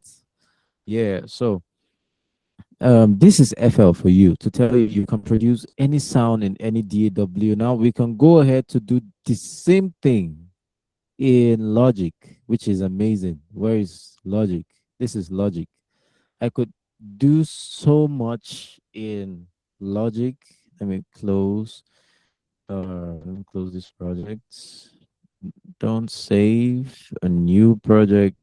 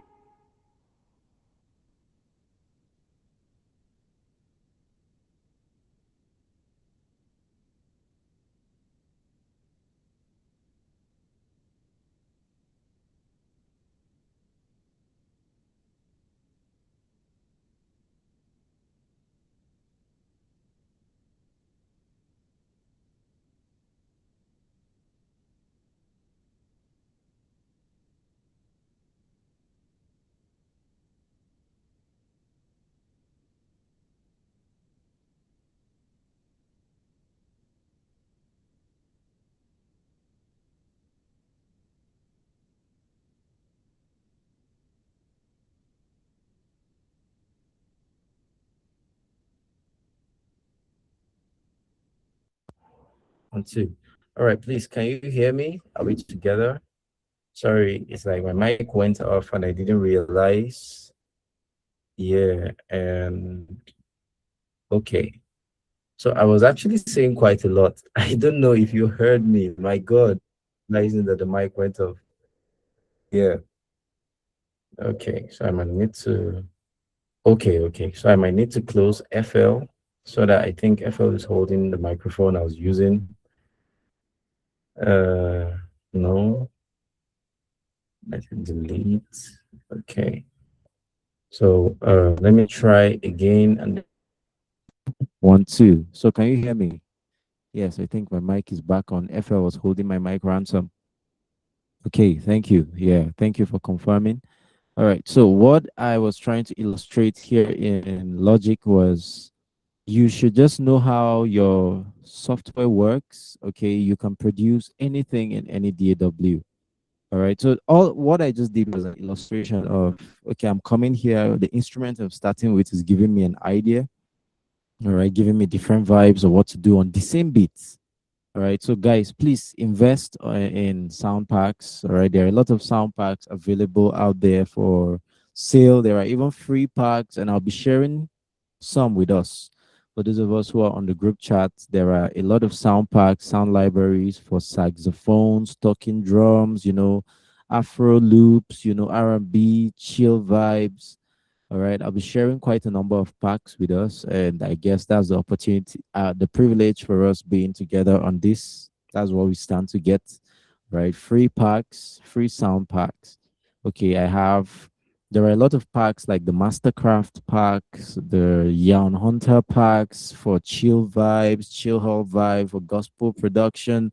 A lot of drum packs, even for drum replacements. We have all of that. Okay, so I'll be sharing a lot of these things with us on the WhatsApp group thing. I'm glad that we are all together in the group. So even this drum loop that I used here, this is from producer Micah. I'll be sharing the pack with you guys so you can feel free, let's explore, let our music just get better and exactly. So yeah, I can see the hands and the love. Amazing.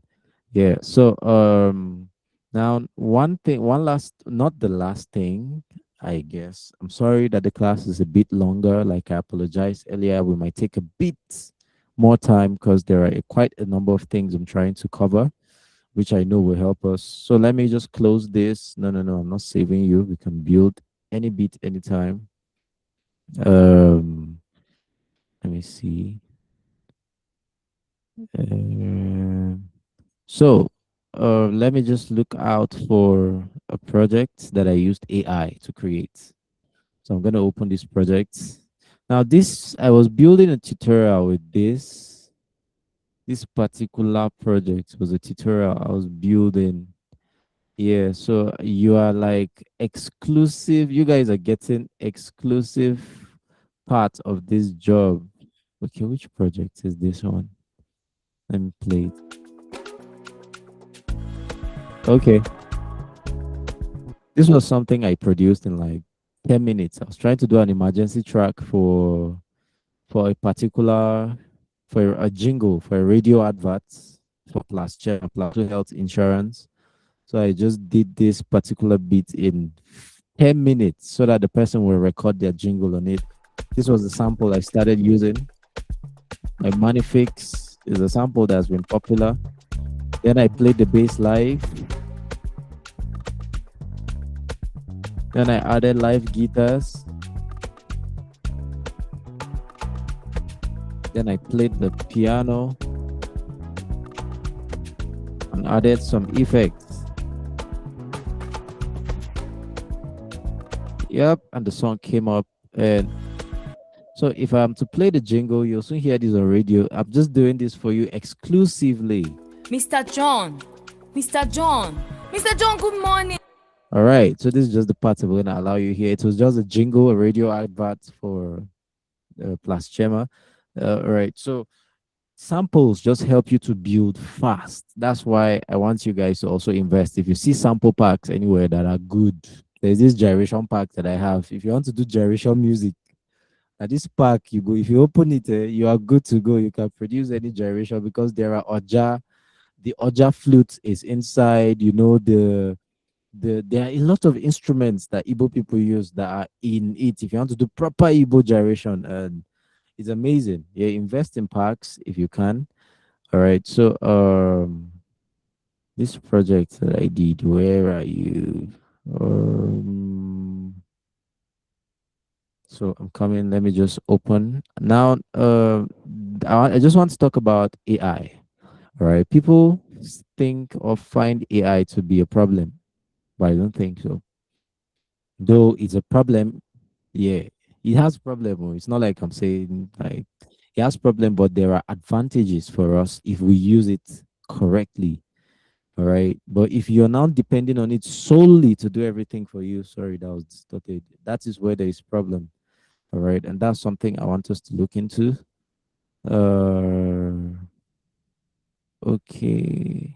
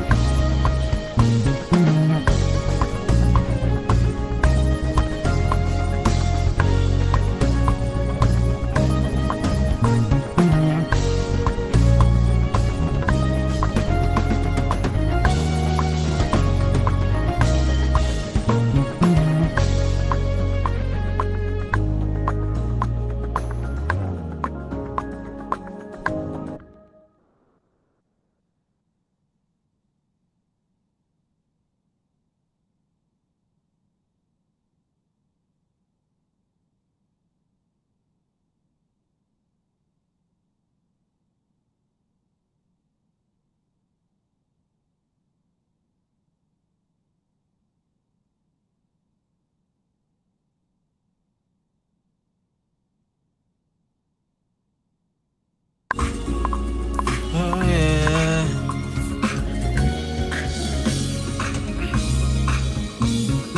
I will exalt your name, you are God. I will praise your name cause you are good. I will exalt your name cause you are God. My life is in your hands.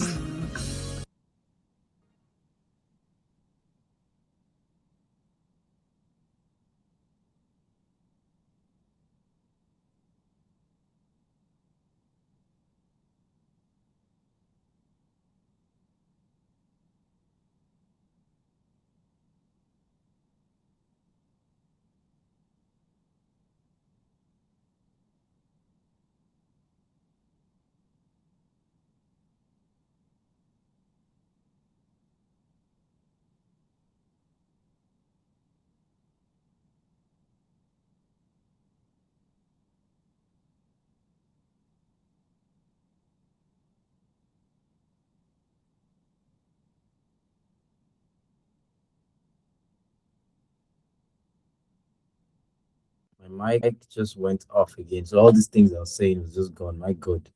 All right. So all I was trying to say was after I recorded this audio I just played last was my voice singing. I recorded the song through my speakers, and then I uploaded on Suno Music, and then by the time I did it, I exported the vocals.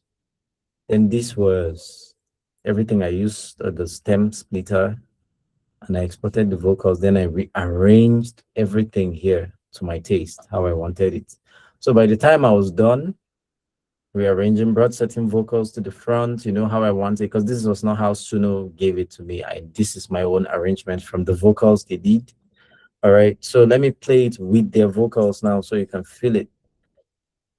Exactly what I did there.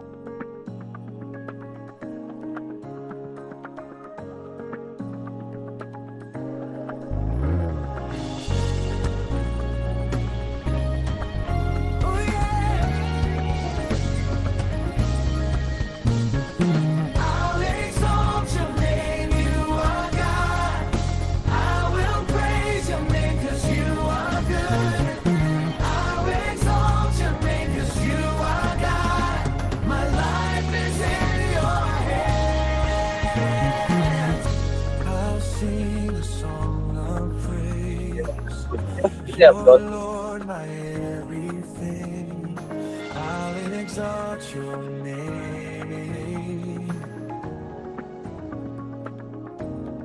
Hi.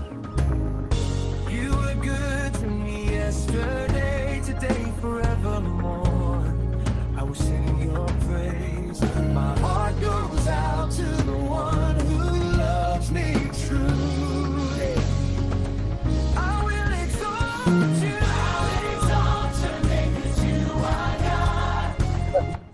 So I've given you guys exclusive package to everything I produced or on this song, right?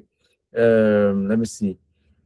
Now, after I did this, I rearranged all the vocals to give me what I want. Now, something I'm thinking to do is, if by the end of the tutorials, I'm able to produce and I mix everything, I might just get people to come and record exactly the way these vocals came out from Suno AI. So I'll have proper vocals. I might stack this one on it because I like how wide it sounds. Then now produce the song and actually release it, because this were my lyrics, were my idea. I recorded it demo, like I just did it on the spot, just casually based on the song coming and uploading it to them. They now gave me better idea. Now that is my point about AI. AI is not supposed to be your starting point, all right? If you allow AI to be your starting point in any project, if it's school project or music production, or if AI is your starting project point, you're going to lose. You have a brain clog, sort of stuck in creativity, because the moment you allow AI to be the one to start for you, you will not know where to go from again. If I had depended on AI to build the beats, all right, but at least I made the beats already, the song, and then I had the idea of the lyrics I wanted. I don't just have vocals, so I took it to AI, and AI Suno built something for me. I liked it, but I exported it to my own, recreated into what I want. All right, so now if I'm bringing BGVs to just record this part for me, I could choose to just record a clean verse.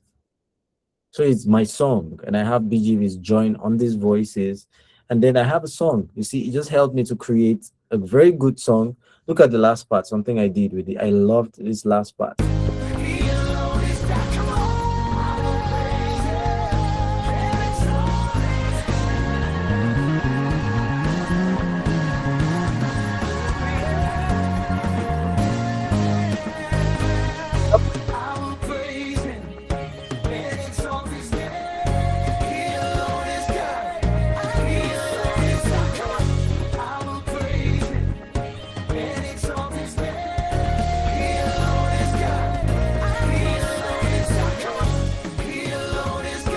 Yep.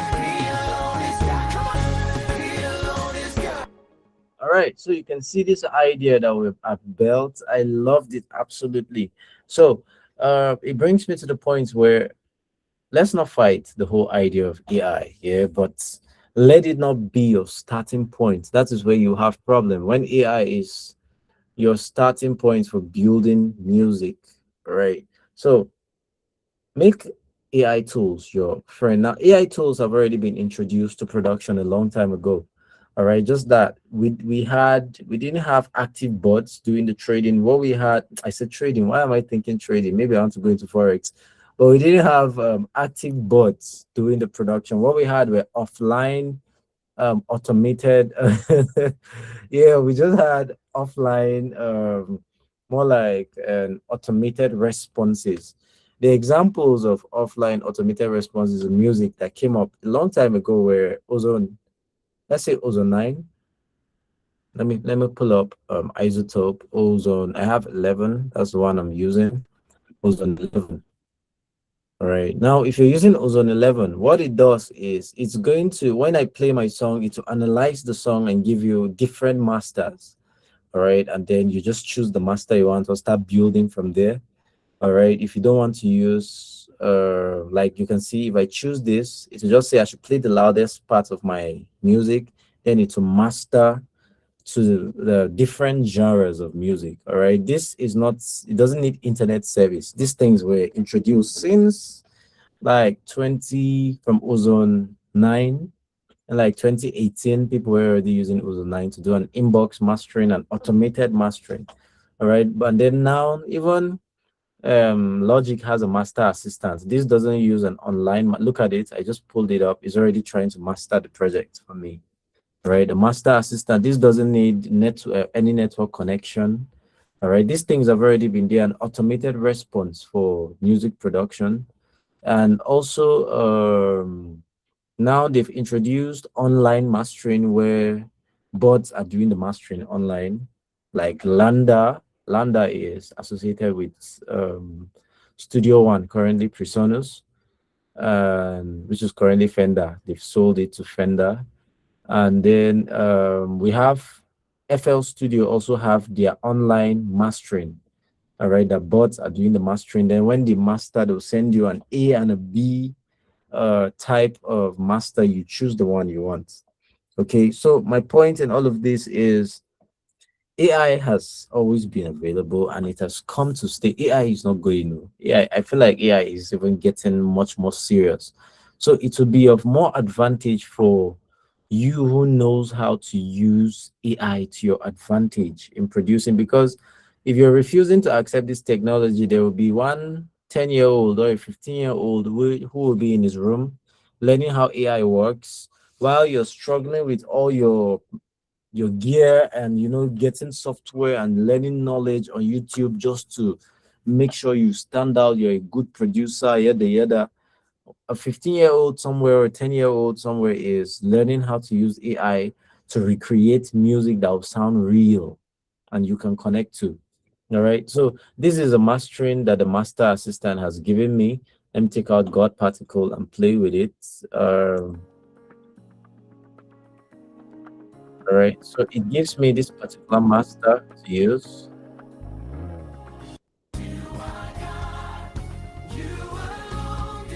Not so loud.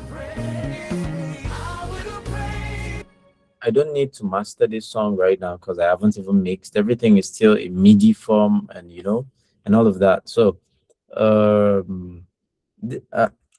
what I was saying, please learn AI tools, because in the nearest future we will need a lot of people who know how to use those tools to actively be in the industry. All right, because there are times you might have an emergency that you need to work with some of these tools to make it fast for you. Like look at the stuff I put on my master, God Particle. This stuff just masters your song fast. How loud it just gets. It has a good limiter, good EQ moderation. Once it's getting too much, it just begins to control certain transients for you. So let us not run away from AI tools, guys. Let us not. Okay, I have a lot of things I would love us to discuss, because after this now, if I'll say let us go into mixing, if I begin to mix now, a lot of us will just sleep off online. Yeah, because there are projects like I have R&B projects that we could mix R&B vocals. I have live recorded vocals, poorly recorded live recordings that we could mix. All right. So I'm feeling quite a stretch here. I'm feeling quite, we've stretched quite, what's the time? We've gone 2 hours and 30 minutes. Yeah, this is quite some session. So let me just pause here. Do we have any question? Does anyone? I think the number has dropped from 20 something. We're down to 12. Yeah. So does anyone have any question here? Let me know. Please, do you have any question? Okay, yes, go on, Mr. Jason. Yeah. Can you hear me? Yes, I can hear you. Okay. So, I was thinking about what you said. AI Okay. and the market growing bigger than usual with a Yeah, 15-year-old just learning how to do most of these things in their bedroom and coming out and overthrowing yeah, an ancient old man who knows how to use the system. Now, it is yeah. quite impressive that the AI advancement is growing. It's here to stay, we know, and we respect that. But basically, don't you think it pushes away the ability to master skills and mastering this for what it is? Okay. So the way I like to see that is for someone who has learned the skill first, AI would find it hard to outshine any individual who has learned his skills properly, learns the music, learns the production well, because you always have a better idea and a better expression.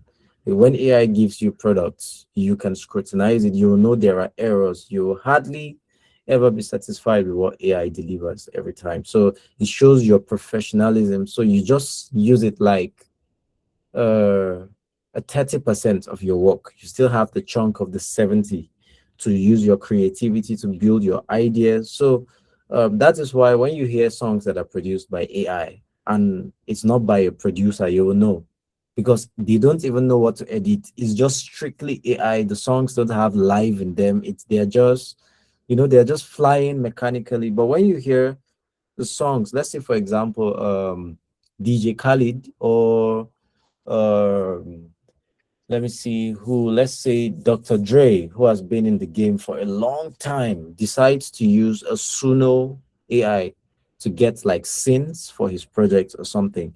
When he gets these things, people who are experienced in production are going to take this knowledge and then capitalize on it and take what they need, build and chop and chop, right? So it just makes their work faster, but it's not replacing their creativity because their experience makes their work way better than someone who is strictly depending on AI without knowing. So Yeah. for me, I see that it doesn't replace or take out the realness or the authenticity of we humans. All right. It only aids our work to be faster. All right. It aids our work to be faster. So as we're learning knowledge, we should not run away from AI tools because it will make us even more better producers than people who are only using AI but don't know music and they're only depending on prompts. Make my drums sound better and bigger and let it sound like, they're just depending on prompts. You know what a drum should sound like. You know how loud your tracks should get. You know how when you want to exaggerate distortion. All right. AI is still learning all of these things, and most of the time it's us who know that have to tell it. All right. So I would say let us embrace it and use it to our advantage, but let it not be the roadmap to your productions. You will be in trouble. You'll lose creativity. Yes, sir. So I was All right. talking to a friend today. I got a friend. Okay. His name is Asher Saints. He produces All right. music with the AI too. So we were discussing about a Okay. whole lot of things, like the monetization parts of AI, the legal rights and stuff you got to get through. So I did a cover Yeah. of the Michael Jackson song. I did Okay. 2 covers of the Michael Jackson song, and I used an AI to propagate the setup for the voice. It was quite amazing what I got, and it makes you Yeah. wonder if such thing is put out on the market. Yeah. If I want to take right, like the native financial integrations, okay, I don't think in Africa there's some native financial integrations. So strictly US creators link AI generated tracks directly to established digital distribution networks like DistroKid or TuneCore Yeah. to Okay. collect the downstream streaming revenue on platforms like Spotify, Apple Music, and Yeah. Amazon without transactional friction. So basically, in Nigeria, I got to figure out that you guys over there use payment Yeah. gateways and banking restriction limits are a thing that you have to deal with. Seamlessly, Okay. Yeah. your payouts are not really what you should be getting for your AI monetization musics over there because Yeah. Yeah. somehow somebody is still taking that huge credit. Either the companies that did the AIs are getting all of that credit. How would you guys over there fight against that? What would you do against that to be able to get full legal rights to keep your tracks, use them as you want, the monetizations and the content ID right? Okay. So, about this topic, I discussed with a couple of friends, and I even saw it on a podcast. We came to the realization that there is a huge disadvantage for the industry in Africa right now. The reason is because most of us have to depend on companies from places like America or in the UK. All right. People have to depend on uploading songs and get royalties from streams that are coming from the US, right? I've had this conversation with someone who said the more streams he has from the US when he uploads his songs, the more he earns more. But the lesser streams he has there, even if he has a million streams from Africa, he doesn't earn. And then it just showed that these platforms were really not designed to favor us, but because Africans are a part of the music industry, so it is open to everybody, right? So the Yeah. disadvantage to this, what we're thinking is, can there be platforms that can be created in Africa to promote African music? Now, there is no platform, there are no platforms like that. All right. Everyone is depending on YouTube to pay them, and I've heard a lot of content creators and artists complain in Africa here that YouTube doesn't pay as much again. So everybody is looking for viewers or listeners from the US, from the UK, that the more they get it there, the more they earn, right? So this has been a big problem for us. And up to now, we don't really have a solution because we don't have companies like, if you want to register your music, you want to have it properly registered with maybe ASCAP or BMI, any PRO. All right. Everybody depends on actually ASCAP and BMI, and they are US based companies. All right, for registering music. So if I'm trying to do sync licensing beats for movies, I have to register with ASCAP or BMI because the one we have in, for example, Nigeria, the copyrights organization in Nigeria here are not so strong with detecting your music if they were used in movie commercials, in all of these things. So people have to tilt towards BMI and ASCAP because they are more strict with detecting music or your material used anywhere, right? But at the end of the day, it doesn't really favor us because these weren't really designed for us in the first place. So I don't even blame the companies. When it was designed, it was for the artists there. Even social media platforms weren't really designed for us. But because it's a global world, we're a part of it. Now we're allowed to use this. But definitely, it should favor the people who it was designed for first, right? So we are still in this circle of trying to fix this issue of royalties, issue of, getting monetized and earning properly what you deserve as an artist, right? It's still a challenge, actually. That's what I'll say. Okay, so Yeah. basically your financial precarity would be that as we know, despite the global success of Afrobeats, the financial gains Yeah. are heavily concentrated among a few top producers and the recording artists. Independent producers Exactly. often struggle to sustain themselves because artists frequently spend most of their budget online promotions, leaving very little for high quality production, mixing, and mastering. So basically, Yeah. would you say that you guys there in Africa need to do or have platforms that I think are we going to say creating your own social sphere where you could promote your own work and have it being bought by the locals, because a lot of things starts local. Big things start Yeah. local. When you look at the Mm-hmm. foreign artists from different countries, um, they tend to have the first listeners are the people over there Mm-hmm. before it goes further. So you guys don't. I think you guys don't really value yourself, because you have companies such as Warner Music and UMG having licensing deals in. When they have these licensing deals, they get to push it within the local radio houses. You have party houses, clubs, VIP centers playing the songs. The person is gaining popularity already. What do you guys Hmm. do over there? You don't really have such platforms that put it on radios. You pay for it to be on the radio, if I'm not mistaken, right? Yeah. Yeah, we do. Okay. Okay.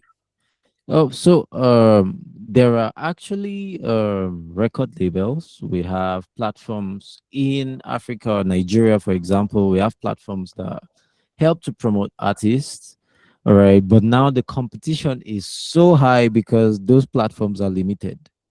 Yeah, so there are a Yeah. ton of who are looking to get into these platforms because those are the only places they know their music can be promoted, you know. So the competition is so bad that people are willing to compromise to the barest minimum to get their songs out. All right. And that is already a disadvantage to say there is a market here in Africa that we are is yet to be untapped. Right. If we can actually focus on our indigenous music and promoting ourselves within ourselves, right? It will help us. But a lot of people are really desperate to get their material out there, and then the platforms are limited. That has been a challenge. And in my recent discussion with some friends, I think we've been thinking about creating our own platforms that can help us promote music indigenously. All right. And artists can also earn here. You know, everyone is focusing on the dollar now. The dollar is like Yeah. one of the highest. Yeah. So everyone is trying to tilt towards where how can we get the dollar? How can we get through this financial hardship? You know, no one wants to earn in naira, no one wants to earn in, you know, whatever currencies we're using around. Right. Artists feel they need to do well. And even if you earn in naira, it has to be in millions of naira. And only a few platforms can give you that. Right, very few. And how many artists can get to that platform? So that is quite a challenge. The market is still fresh. I'll say the market is still fresh because there is a lot of money to be made in the industry, but then there is no investment. So everybody is just an independent artist just trying to make it work. Right. So that's my take. And I think if we can focus on doing that for ourselves here in Africa, even having our social media platforms that can help us promote our stuff locally before it even goes global. All right. That would go a long way. But we are still struggling with that. Yeah, that I will admit. And it's everywhere actually. Everyone knows. Everybody's depending Yeah. now on yeah, exactly. So if we actually can focus, I think it's something we would actually probably in the next cohort of training might just be an on-ground training, something we'll keep enlightening ourselves about producers, artists, so that we can begin to build something for ourselves. Let's not wait for someone to come up with a dream. Yeah, we have to be the ones to save ourselves from this trouble. Else, a lot of people are losing the passion and running away from the music because it's not paying. Right. Exactly. Yeah. Well, thank you very much for your input. I did enjoy your session today. All right. Thank you so much. Thank you for all the questions and your input too. I'm really grateful. Yeah. All right. So I don't know if any other person has any question to ask, and then we wrap up here. Any other person? All right. The number has reduced. Guys have gone to sleep, and that's okay. Yeah, it was quite a stretch. We're almost 3 hours down. Yeah. So okay. I think someone is raising his hand. Okay, Emmanuel Ogodike and then God's love Kingsley. So can Emmanuel ask the question, then God's love will ask the question, please? Yeah, go on. Okay, good evening. Please. Good evening. Yeah, good evening. I don't know if you can hear me. Yeah, I can hear you. All right. First of all, I'm very, very grateful for this session. I really learned a lot. I've been jotting things down from yesterday and today. My Okay. question is not really based on what you taught today, because it was quite understood. I just want to ask, is it possible? Because I still notice that you have a lot to say and teach us. Yeah. So is it possible Yep. for this session to be held tomorrow? Just a Uh, question. okay. I would just look in with my executive. She's actually active here. We'll check in to know if that can be possible tomorrow evening, and then I'll communicate. I believe you're on the group. Yeah, Yes, I'm you're on the on. group. Yeah, I'm on the so I'll group. just communicate everybody before noon if we'll be able to have another session again. But already we have plans of having an on-ground session where we would physically actually meet, sit together, and then have these productions in real time, have the producers come, have guys play, we record in real time, we see these things, and you know, yeah. So but we'll still discuss with her, and then I'll get back to you on the group. Thank you so much. Thank you so much. Thank you so much. Right. You're welcome. Right. So Mr. Godslove Kingsley, please ask your question. Good evening, sir. Good evening. I really want to thank you for this opportunity and taking out time to impact this knowledge to us. Yeah, one sir. So, my question is for us who are beginners who want to start, if you were Okay. to give us one advice, what would be the best place for us to start from? Especially for we who are instrumentalists that want to go into music production and recording, where do we actually start from, sir? Okay. So it is very important that you figure out what you want exactly to do. Do you want to, is it like you're trying to get the skill to be a source of income, or you just want to, like, there are people who just do it for fun?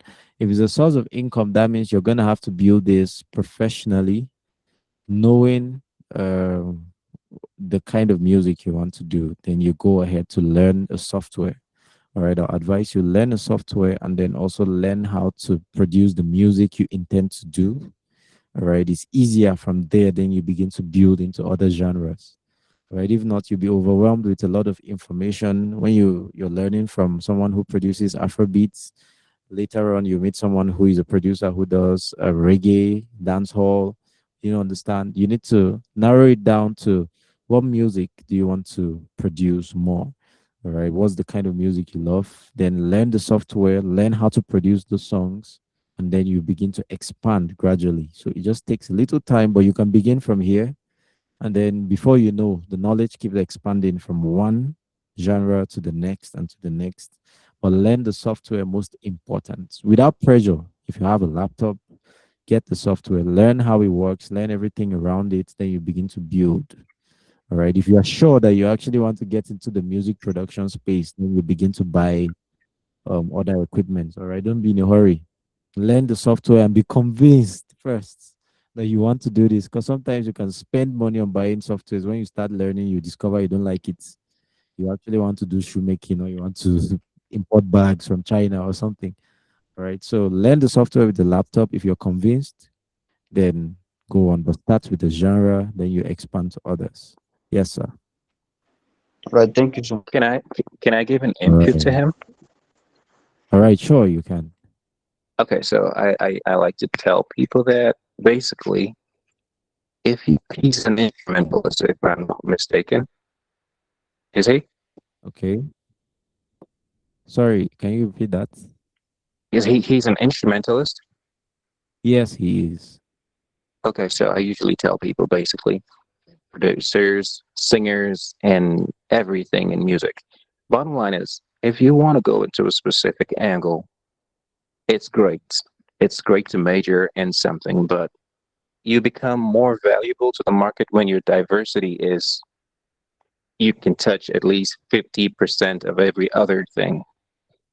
I grew up in a family where my mom went to the music school, although the taste of music we had were classical musics, R&B, and jazz and reggae. Yeah. Now, I'm a singer. I completely do not like reggae at all.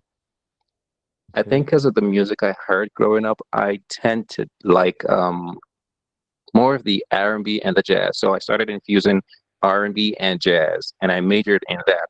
So I can comfortably sing and play R&B and jazz, but it doesn't mean if you ask me to do the other ones, I cannot do them. I could do it.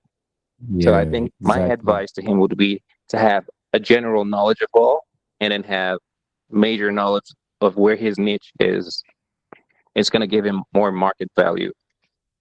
Yeah. That's very valid, sir. Yeah. Yeah. So, Mr. Godslove, I don't know if you got that.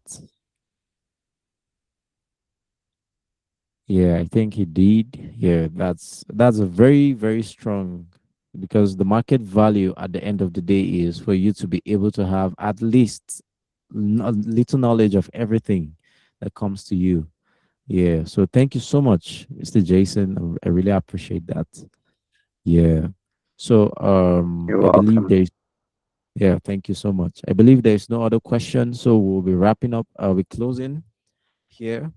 Yeah, and so in closing, I really want to appreciate everyone who made out time to be here all the way till this time. We're almost 3 hours, and you made it to this time. I'm really grateful. All right, I look forward to having many other trainings and even one-on-one sessions on ground or online where we could discuss a lot of things, share knowledge. I'm not afraid to give out everything I know or everything I have, because at the end of the day, it's about growth. Let everybody grow together. Let's grow a community where we are good at what we do, especially here in Africa. All right. We have a lot of talented people in my city. Yeah, but unfortunately, most of them do not have the resources to be able to produce or do the music they want. They end up leaving it, and it's been sad, which is why I thought we should do stuff like this to give people a perspective to music and to help people grow. So I look forward to us doing more, all right, for the city, for the nation, if possible, for the continent. Yeah, all right. There are a ton of people I know who are talented and don't know where to go to and how to start. All right. So I hope we could do this more. So I would communicate any other information on the group. So please, let's just stay active on the group. I'll be sharing materials. I'll be sharing sample packs. I'll be sharing different tips to mixing, producing, and even when you have any challenge with copyright or with recordings, we'll just be sharing information on the group. All right, so we can just keep the community active, and hopefully we hope to grow this community into something big. Yeah, I don't know, but there's a bigger vision that I believe. So this is where I'm going to say good night to everyone, and I hope to see you guys again for another training. So please, I'll communicate if I will do this training again tomorrow. All right, or if we will not, I'll still communicate that regardless. So thank you so much for being a part of this training. This is where we call it the night. All right, rest well and happy music production. Thank you. All right.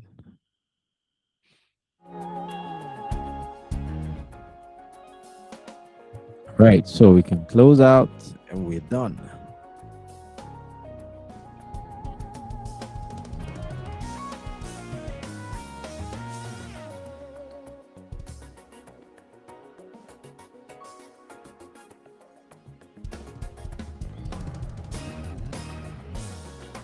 Right, I can see Covenant. You made it to the training. Okay.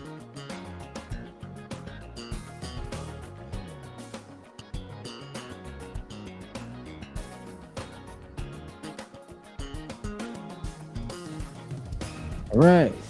I'll see you another time. Thank you so much, guys. Right. Now it's time to chop pounded yam. My God, I'm so hungry. I hope this mic is awful. Right. Okay, you love this sound. Yeah. This is by one of my favorite producers, engineers in the US, and a great bassist. We hear the bass. Yo. You could just search him on Spotify. Rob Woolrich, that's the name. Rob Woolrich. All right. Then he has a series of albums with beautiful jazz music. Yeah, you're gonna love it.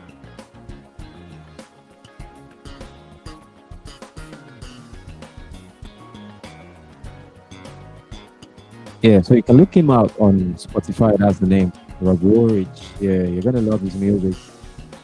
Yep, an amazing jazz, bassist, instrumentalist, and all that. Yeah.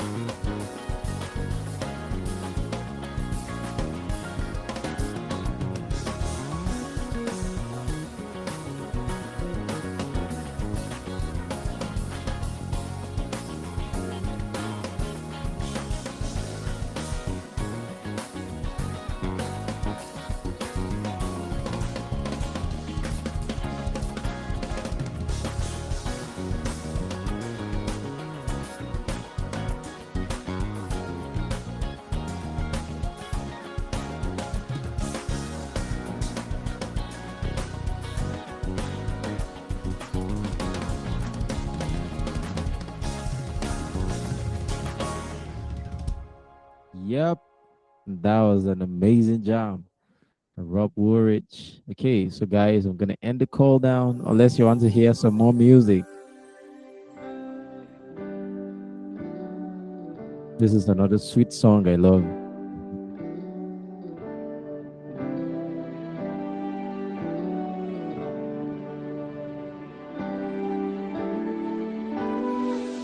Hello, Joseph.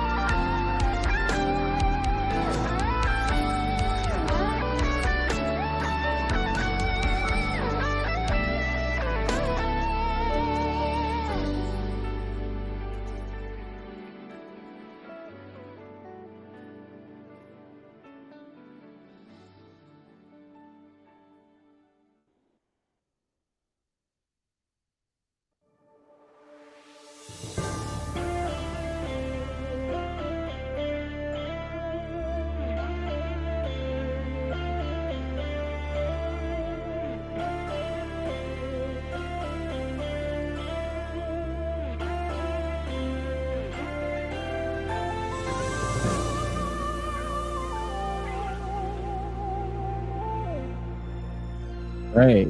So I'm gonna zoom out now. I know you guys are enjoying the music. All right, Covenant. I feel you. You're actively enjoying the music. Yeah. Still can stop the play. Yeah, this is actually one of my favorite movies. Whenever I am not really doing much, I play this guy's album. The guy is good. Yeah. The guy is good. This is Alright, let me just forward you guys the link to this album. I'll drop it in the group and I'll send it to your DM too. Yeah.